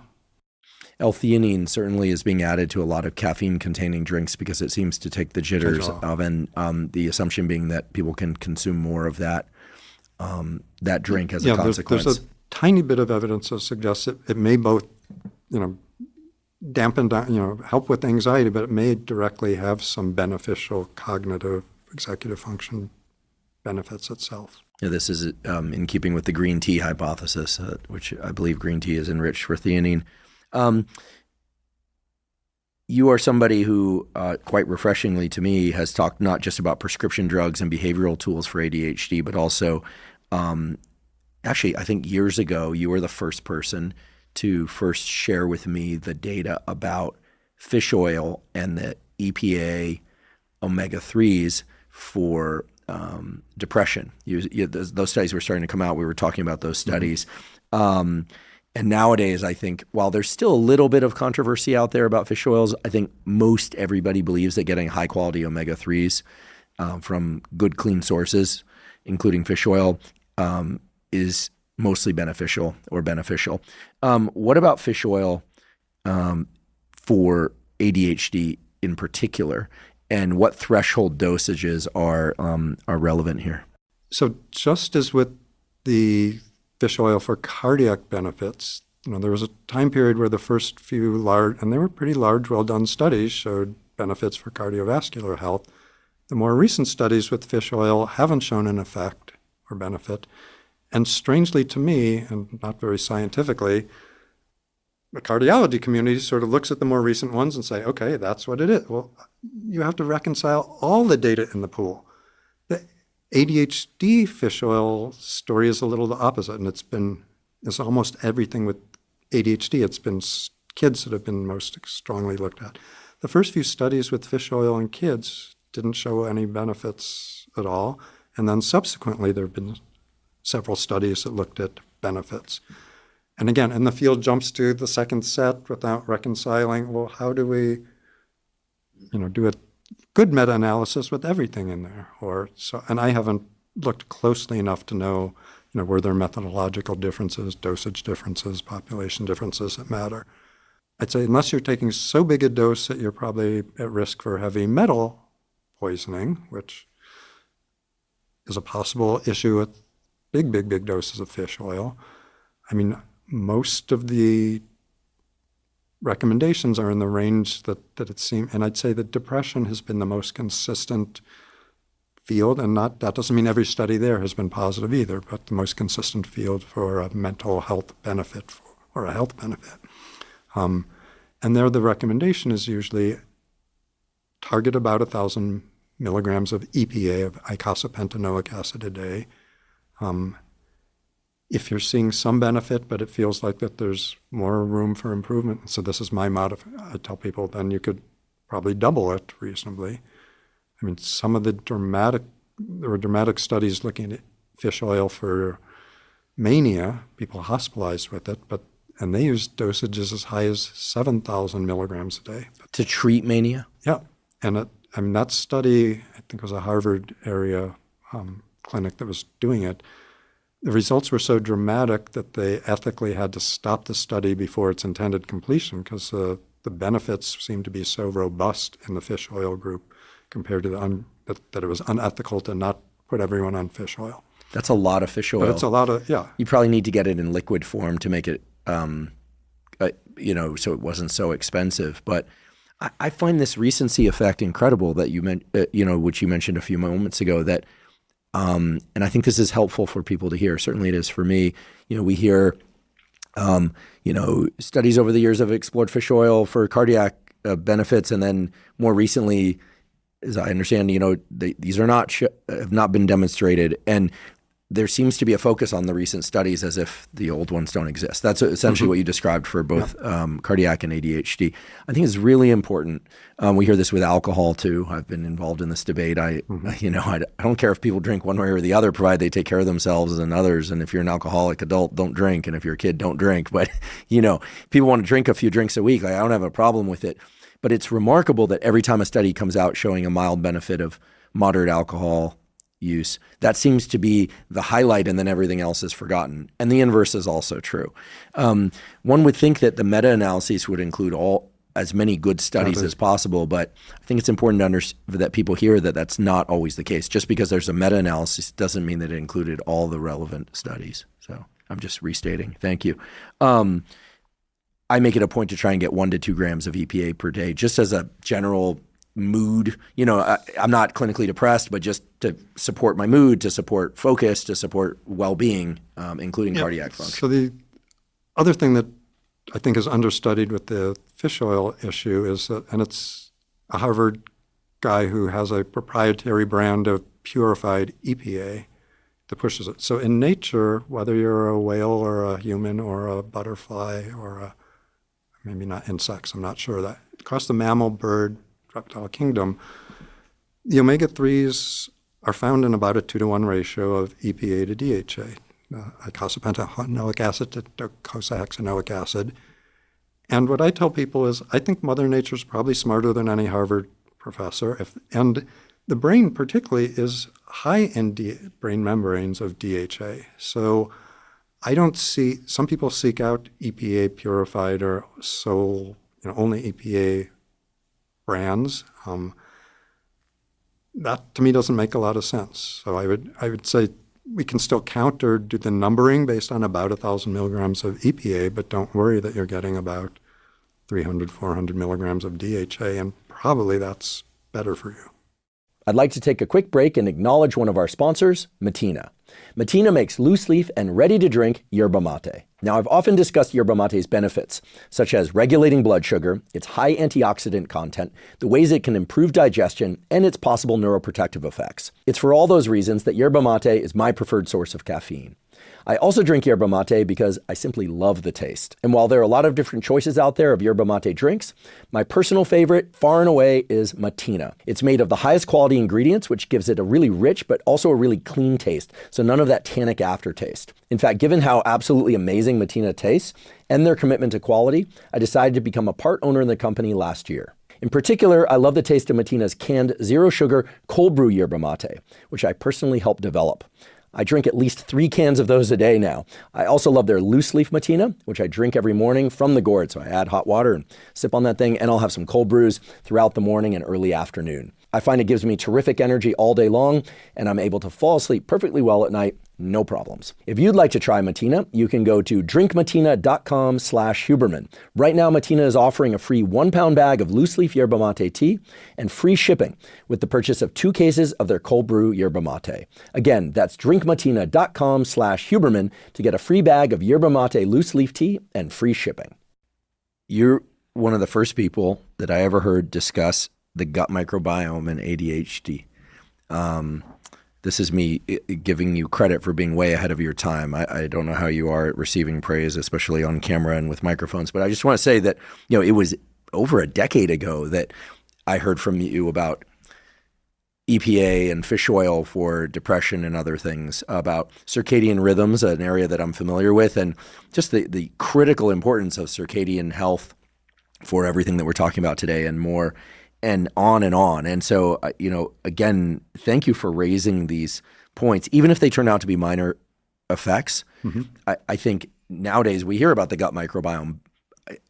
I may have actually heard the words gut microbiome first from you. That would be that would be almost 20 years ago. Remarkable. So gut microbiome, what do we know about the gut microbiome and supporting it in ADHD? I'm going to kind of pass on that by just saying it's complicated and probably important and so many variables that it's hard to know what's really valuable in a day-to-day real human living perspective. Do you do anything to support your gut microbiome, just with your knowledge of the relationship between gut and mental health? Does it impact your behavior at all in terms of choices? Yeah, only to the extent of trying to have a varied diet and eating at somewhat regular intervals, but not more specifically. Great. That's where we're at. That's where we're at. Before we go back to some drugs, I wanted to ask about behavioral tools for ADHD. I've seen some of the literature claiming that certain video games might actually be useful for training focus. I've managed to find a few papers that talk about focus and meditation tasks that kids in particular, but adults may be able to get better at. I mean, are any of these brain training games to get people better at focusing, are any of them known to be worthwhile according to like real data or clinical observation? So I'll start by stepping back a little bit and broadening it. I'll get to the video game things. But one of the effective approaches that helps with symptomatic reduction with ADHD is cognitive behavioral therapy. So that's a form of talking therapy. And my quick overview of it is that it focuses on actions, thoughts, and feelings, and that humans can have direct control of their actions and thoughts, not too much over their feelings, but all three are affecting each other. And the traditional CBT was developed by Aaron Beck to treat depression probably 50 years ago, maybe longer, 60s, I think, late 60s. Anyway, on the surface, it's a horrible match for ADHD because we know it requires lots of repetitive, boring homework, doing the same thing. It involves introspection of being aware of what you're doing already, looking at those patterns, looking at what the triggers, to see if you can see triggers for them, and then doing lots and lots of repetitive homework, and when it's successful for depression or PTSD or other venues, we know it actually changes brain wiring and brain chemistry. So lots of people still think talking therapies are sort of up here doing something and chemicals and medications are really changing the brain. If your thoughts are changing, if your behavior is changing, your brain has changed. That's the only place that thoughts and behaviors come from. But there have been at least two groups, Mary Salanto's in New York and a Harvard group by, I'm blanking on his first, Safran and some other, Ramsey at Pennsylvania, developed approaches using CBT techniques specifically designed for people with ADHD to help overcome some of those hurdles and barriers. And both of them encourage actually the use of medications in combination with it. So, because many people with ADHD are too unfocused, too unable to sit down and do it. But these are approaches, and both approaches are amazingly similar, although devised completely independently. At the core of both of those approaches is having a system of scheduling each day. That doesn't mean micromanaging each minute, but it's having the essentials in place, having blocks of time that you know what you're going to do, and having a task list in combination with that, and ways of learning to prioritize and move things up or down. And again, with ADHD being interest-driven rather than importance-driven. You may have a task. I mean, you probably have 17 task lists. One's know your coffee, one's at the grocery store, one, it's having one consolidated list, because if it's everywhere, then it's nowhere. And two is the simplest triaging or organizing approach is having the things that are both urgent and important. So that have to happen today, those get in the A category. The things that are important but aren't as urgent are the B category, and all the other things are the C. And one of the temptations that people with ADHD have is, I need to be productive. It's fun to go buy shoelaces, and that's on my list, so I'll go to buy shoelaces because then I can cross something off my list, but I didn't move the car, I didn't do my taxes, I haven't done my homework, all the important things remain undone. So it's a system for getting done what's really needed to be done, and eventually if your shoes don't work, the shoelaces will move up to that A category, but for most people they're not really there, and it's not a good use of your time to do them first. So that and there's much more to it. So the CBT approach can work with decreasing procrastination. It can help with structuring your own workspace, given that you probably have much more trouble doing that and not doing it spontaneously. It's how to eliminate distractions and modules on even extending your concentration time. So the answer with the video games, there is one product that's actually been FDA approved for use in ADHD, and the really important thing to remember there is the FDA's system for addressing medications is much more rigorous, much more thorough. You have to demonstrate it really works and does something. When the FDA approves devices, basically they're saying it's not going to kill anyone, it might help. I mean, it might help tremendously, but having the FDA imprimatur for that doesn't guarantee that or mean that at all. Do you recall if the study of that device or the study of that video game has a conflict of interest? Was it run by the company? Yeah. So okay. Almost all of them have been run by the company. I mean, it's good people at UCSF who are at least partly involved in it. Oh, is this Adam Gazelli's group? I think so. Yeah, I should just say that I've followed his work for some years. He's a neuroscientist. I know people who've been in his lab. He's known for doing very, very high quality and stringent work. Their product and some of the others can clearly show you get better at their product and you get better at tests that look exactly like their product. But in terms of real world, how much is this really helping ADHD symptoms on a day-to-day basis? Not a lot of data at all. So again, that doesn't mean it doesn't work. And I'm going to go sideways in talking about neurofeedback, because there's lots and lots of neurofeedback companies across the country that are making lots and lots of money. And there was an article in the American Journal of Psychiatry in the last year, I'm not remembering which group did it, and it was another a failure to find a significant impact from neurofeedback.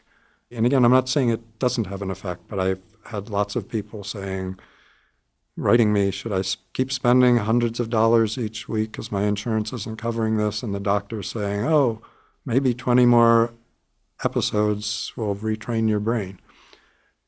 So this gets back to a topic you brought up earlier, how much are we retraining our brains with immersion in social media? And the evidence is we are rewiring our brains. So maybe anything pushing in an opposite direction, or maybe this is reinforcing some of the bad things we don't want. We're in a messy world without clear answers yet. I've made it a point to put social media on an old phone.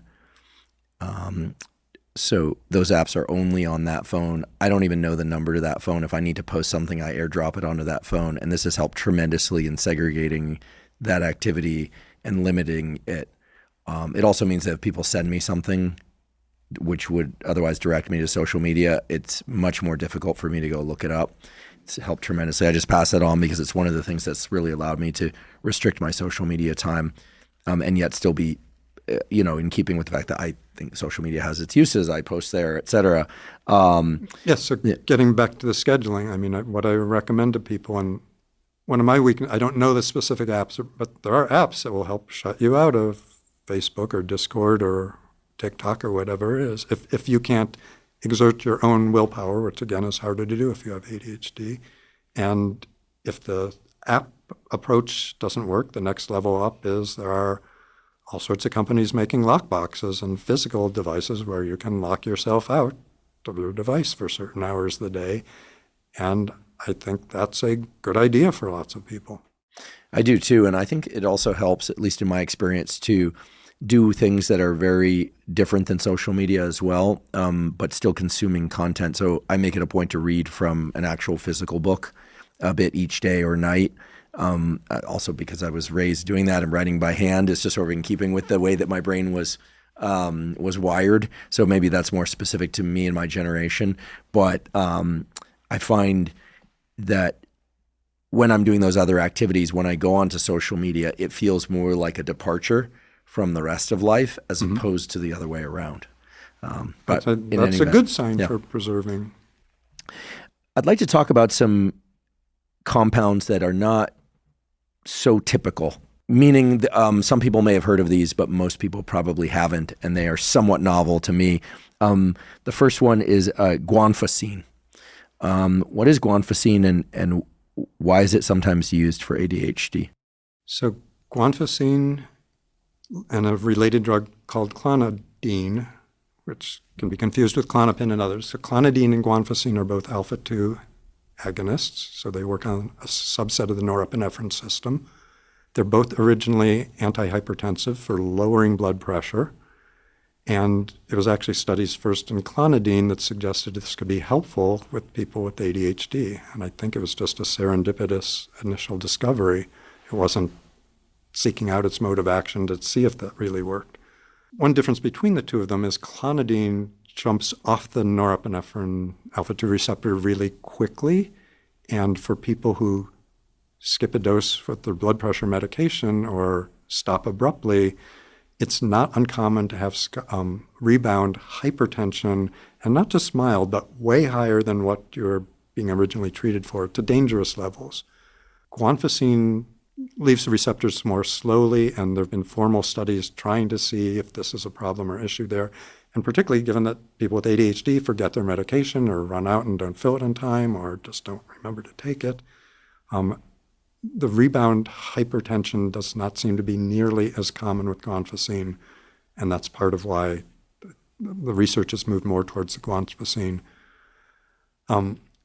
So there's extensive work by, I'm going to blank on her, Amy Arden. She's at Yale. Arnston. Arnston, thank you. Yeah. And her lab and related labs have shown that guanfacine's effects seem to deal with strengthening synaptic connections in prefrontal circuitry. So unlike most of our drugs, which are just boosting norepinephrine and or dopamine and work quickly, and I'll throw in this because we didn't really touch this, most of the ADHD experts still say stimulants, amphetamine, Ritalin, work quickly, immediately, because they boost dopamine right away. And our drugs like Strattera, which is atomoxetine, or Cymbalta, or Wellbutrin, work slowly for ADHD because they're antidepressants, and antidepressants work slowly. There's still people saying this. And for 25 years, I've been saying, this is just wrong from a basic neuroscience point of view, and wrong from don't you ever talk or listen to patients. So neuroscience view, how quickly does dopamine reuptake get blocked by Wellbutrin or by atomoxetine, Strattera, or by Cymbalta within minutes to hours of taking it? So you would expect, if you're boosting norepinephrine or dopamine availability right away, you should see effects right away. And if you ask patients who these drugs work for, and they don't work for anybody, all the ones I've worked with say, work just like the stimulant. I could tell, I took it and I walked out of your office.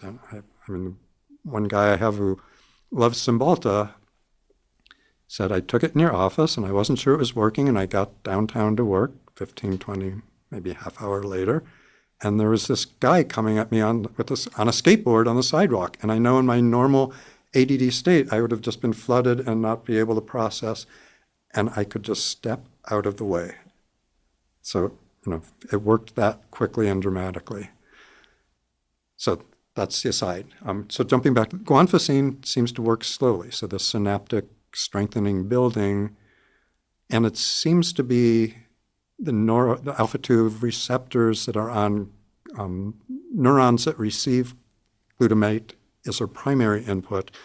The alpha-2 receptor is modulating how glutamate is actually working, and it's actually the NMDA glutamate receptors, not the more common in the brain AMPA glutamate receptors.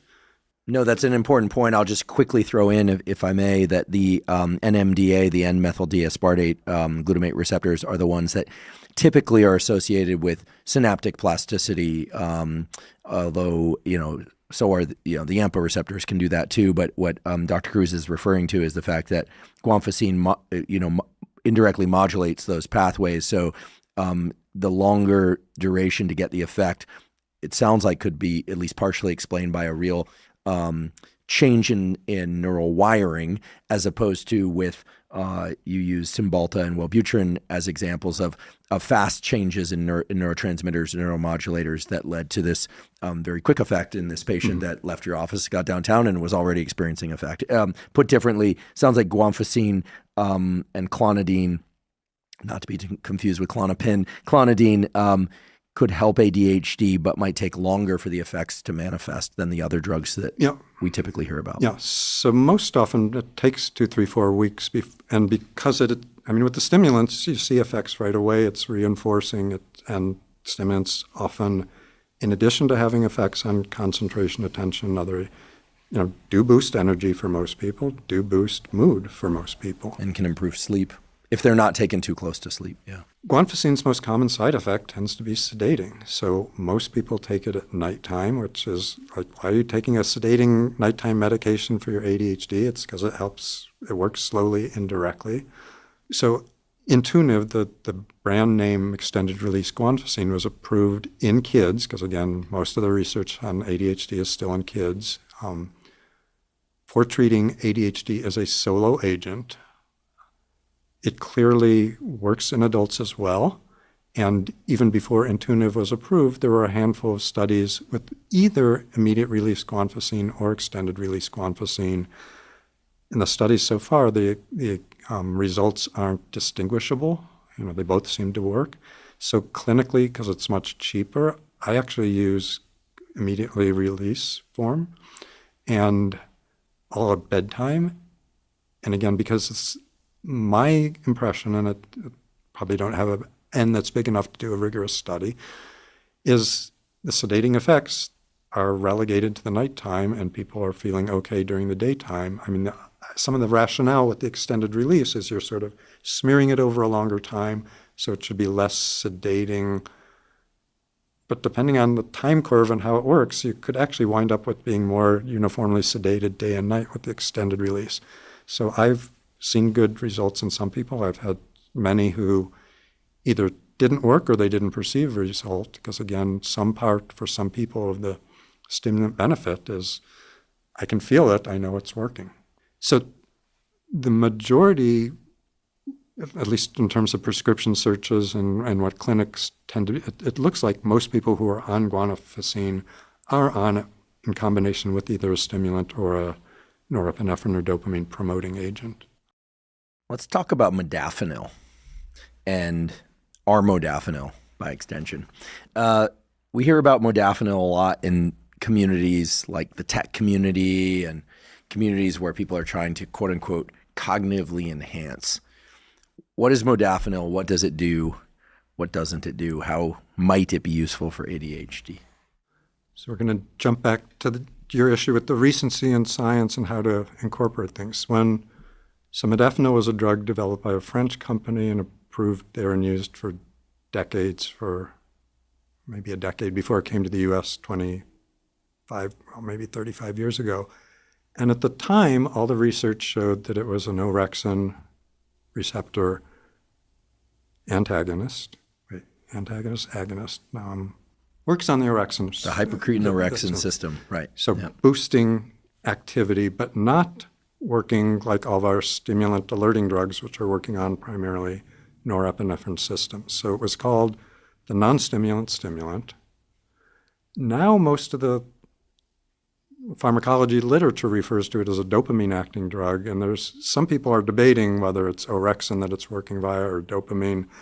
I haven't seen anything that to me means gives a clear consensus.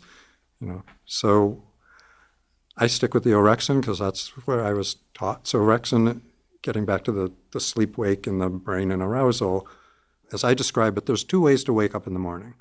One way is the normal way that you just wake up, and the other is being alarmed by an alarm clock, your neighbor starting their lawnmower, someone snoring, an earthquake if you're in LA or Hawaii, being startled out of sleep. That wakefulness system is the sympathetic nervous system. The orexin system is the more natural, normal waking system, and it isn't arousing you, it's waking you, but it's not agitating you. Again, the claims originally was that this is how modafinil worked. It was waking you up, but not overstimulating, over-revving you. So the other than being developed by this French company, the entity that spent most research funds looking into what this does or doesn't do was the U.S. military, because they have a big investment in wanting people to be alert and ready to kill 24/7, but not being hyperactive, trigger-happy, jittery like stimulants can do. And this, particularly in the early days, this is really dating me of the Afghan War, we dropped bombs on Canadian troops by accident, friendly fire scenario things, and the investigation, the pilot and the crew there blamed their trigger happiness on being revved up by methylphenidate. So for years, the military has relied on traditional stimulants to keep people able to fight around the clock. And they wanted an agent that would keep you alert, awake, but not revved up, not agitated. And I'd say there's some good evidence that that's really sort of how modafinil works or performs. So modafinil is called Provigil for provigilance, and then when they were losing their U.S. patent, like many drugs, the Provigil is a racemic mixture of left-handed and right-handed versions of the same modafinil molecule. They found that our modafinil, the right-handed version, was the one that's doing most of the good stuff and has a longer half-life than the combined version. So they got a new patent for our modafinil, which is Nuvigil. So that's the only difference between the two. They're the same active ingredients as far as we can tell. So, and when it got approval in the US, it was approved for narcolepsy, where people are falling abruptly asleep during the day, so it keeps them alert and awake there.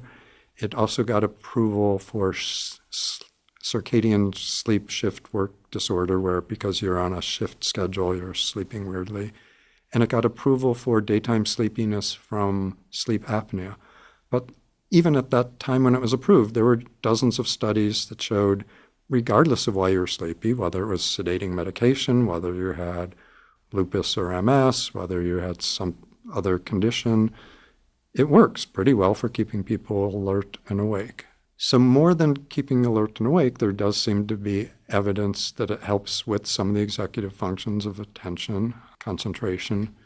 My clinical experience with it tends to be, again, with the amphetamine on top, many fewer people describe it as being helpful or as helpful. On the other hand, there's one study, and I'm forgetting the principal investigators, it was at Brown University, where they used some very clever, sophisticated approach to try to sort out motivation versus pure cognitive functioning. And their claim, and it was a very well done study, they were comparing it directly to an amphetamine product. Their claim was that modafinil was the one that was actually boosting cognitive functions and not just boosting motivation, whereas that most of amphetamines benefit for ADHD. When we say it helps me concentrate, it helps me sustain focus, it makes me less distracted, their analysis was that the stimulant was mostly working on motivation.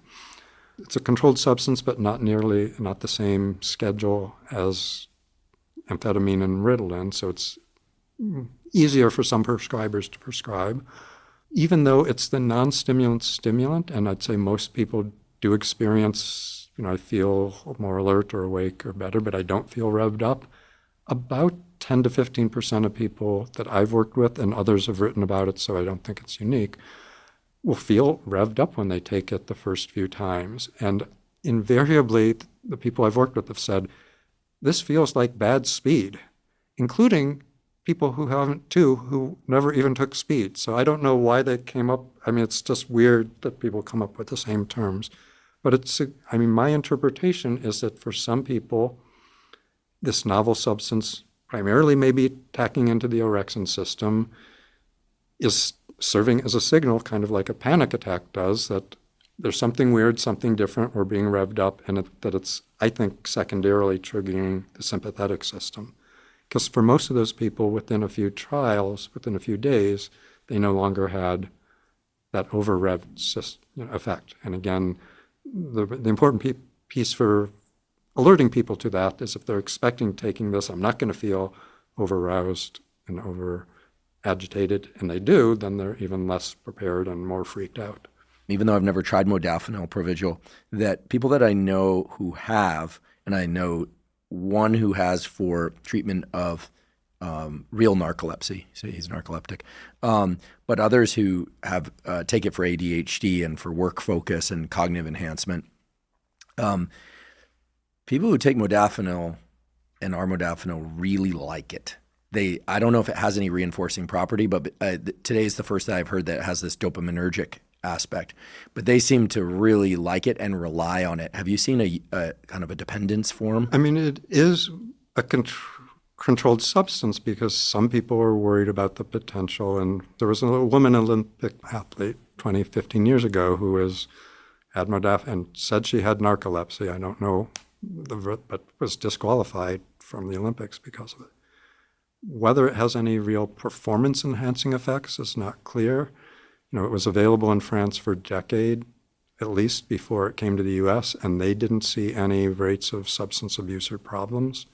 I mean, it clearly does not have on any tests or animal studies, the propensity that the amphetamines do, and I'd say it's, to me, not a concluded subject whether there's any potential for addiction with it. What about within the category of Adderall, Vyvanse, and the stimulant type treatments for ADHD?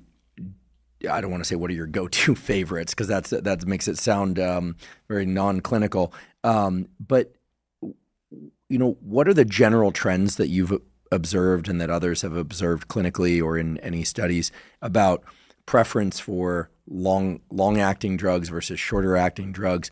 And maybe this is also a good opportunity for you to be able to chime in about like drug holidays, taking weekends off or and things of that sort. Maybe I'll start with that. So for decades, particularly starting with kids, the dogma has been taking breaks from stimulants is a good idea because it will decrease the likelihood of developing addictions, it will decrease tolerance, and not a lot of rigorous research, but one of the known side effects of stimulants for kids is growth suppression. So height winds up being about 2 centimeters, not big, but measurably and consistently found there for kids who are routinely on these stimulants for their growth years. And taking breaks that last for several months, like taking off during the summer, result in overcoming that decrement in height. I looked, and I still haven't, whether there's any lower rate of addiction, whether there's any lower rate of developing tolerance. There's nothing that shows clinically. I mean, it may be true. The other recommendation when I started out was, and this was before the internet, before constant plugged into everything, and before kids had soccer practice and violin lessons and 400 activities, is that kids should take it during the work days and not take it during the weekends and not take it during the summers. And now, and for many years, we've lived in a world where little Johnny has soccer practice and ballet and piano and has 42 things to get to where he's supposed to be performing and focused and behaving.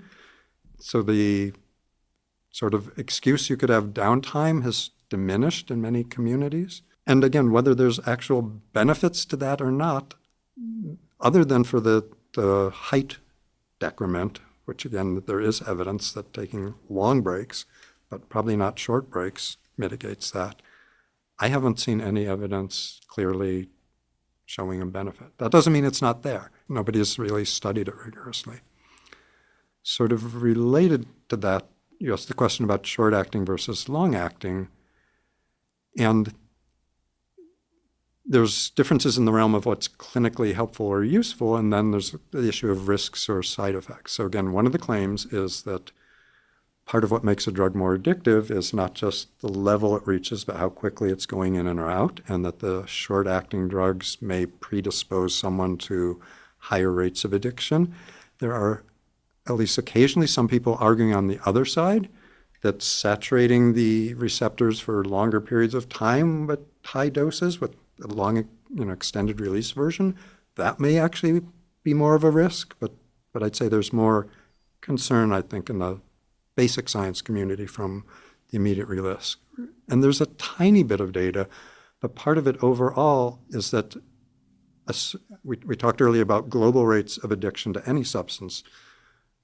That we have fairly good data on because the CDC tracks it. But in terms of very specifically, who gets addicted to Adderall, who gets addicted to Ritalin, there's so little data, and most people just sort the same numbers that, oh, maybe 2 to 3% of kids run into trouble, and it's not common, and that's it. Or they study a much broader question, and that's the issue of misuse combined with abuse.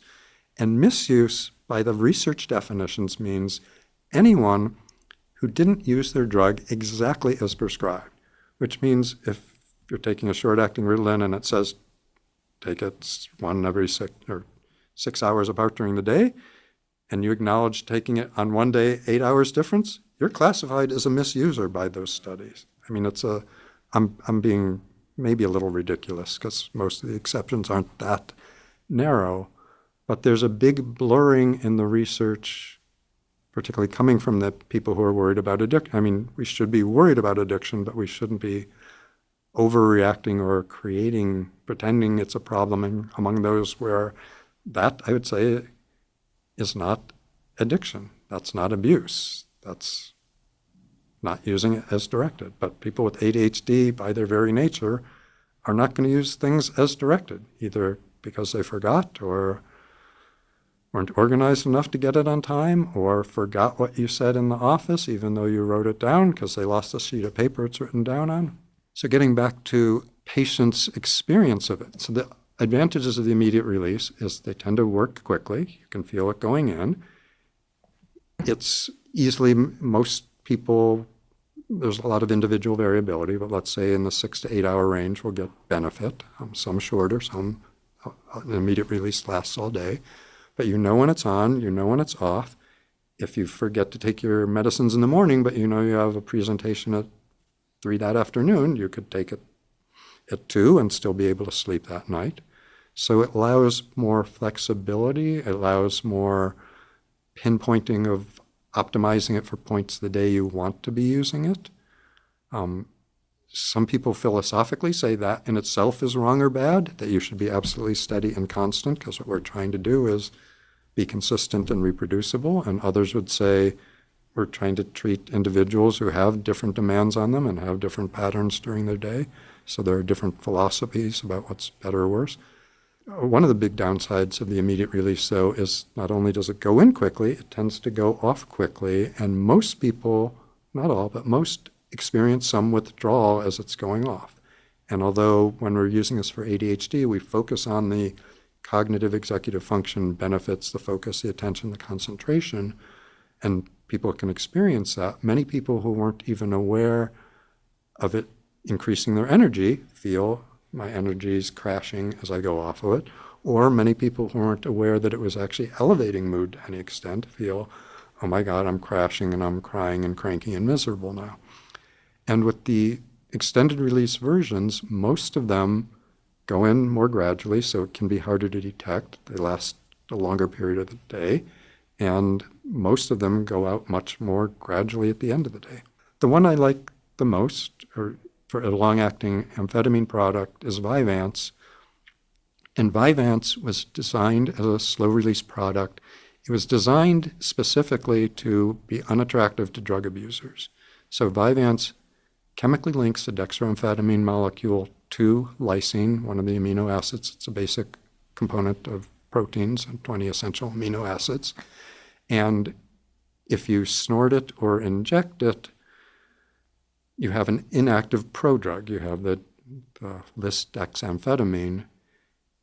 Your red blood cells actually have an enzyme that cleaves the lysine and leaves you with the free active dextroamphetamine. And that's the slow release mechanism, is how quickly your red blood cells can do it. And they have limited capacity to do that.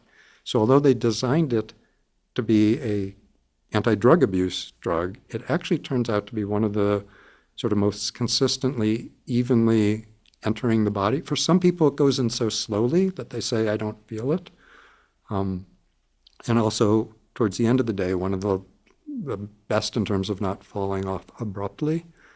The potential downside is, again, that the capacity of the red blood cells is limited. So at some point, for most people, because that's a rate-limiting step, when you're adding more and more, you're actually extending the duration of time more than you're getting a bigger peak, because your red blood cells just aren't cleaving it fast enough to make more dextroamphetamine available. Almost invariably, when I'll ask, how did this compare to your Adderall XR or to Enhancia, they'll say smooth. Smooth. They're getting it. They're not feeling too jarred, too revved up. Yeah, we don't really have a language for these things, right? Hence the bad speed language before, cracked out, bad speed, smooth. Because what we're talking about here is the gestalt of the subjective experience of all these neural and chemical mechanisms. Very interesting. Thank you for sharing that. I know that there are a lot of listeners and viewers who have tried these things or are considering or at one point used them, and a lot has evolved in this realm of chemistry for ADHD, but that's very helpful. Before we wrap up, I want to make sure that I ask you about something that's been on my mind a lot in general, but in particular as it relates to ADHD, which is time perception. And I'm basically obsessed with time perception. I've long been fascinated by the fact that we can find slice time when our arousal is high. That's what presumably gives people the kind of slow motion effect in very stressful environments, versus when we're relaxed, our frame rate on life goes down, and it's all very dynamic. It's important our brains are able to do that. But someone recently told me the following.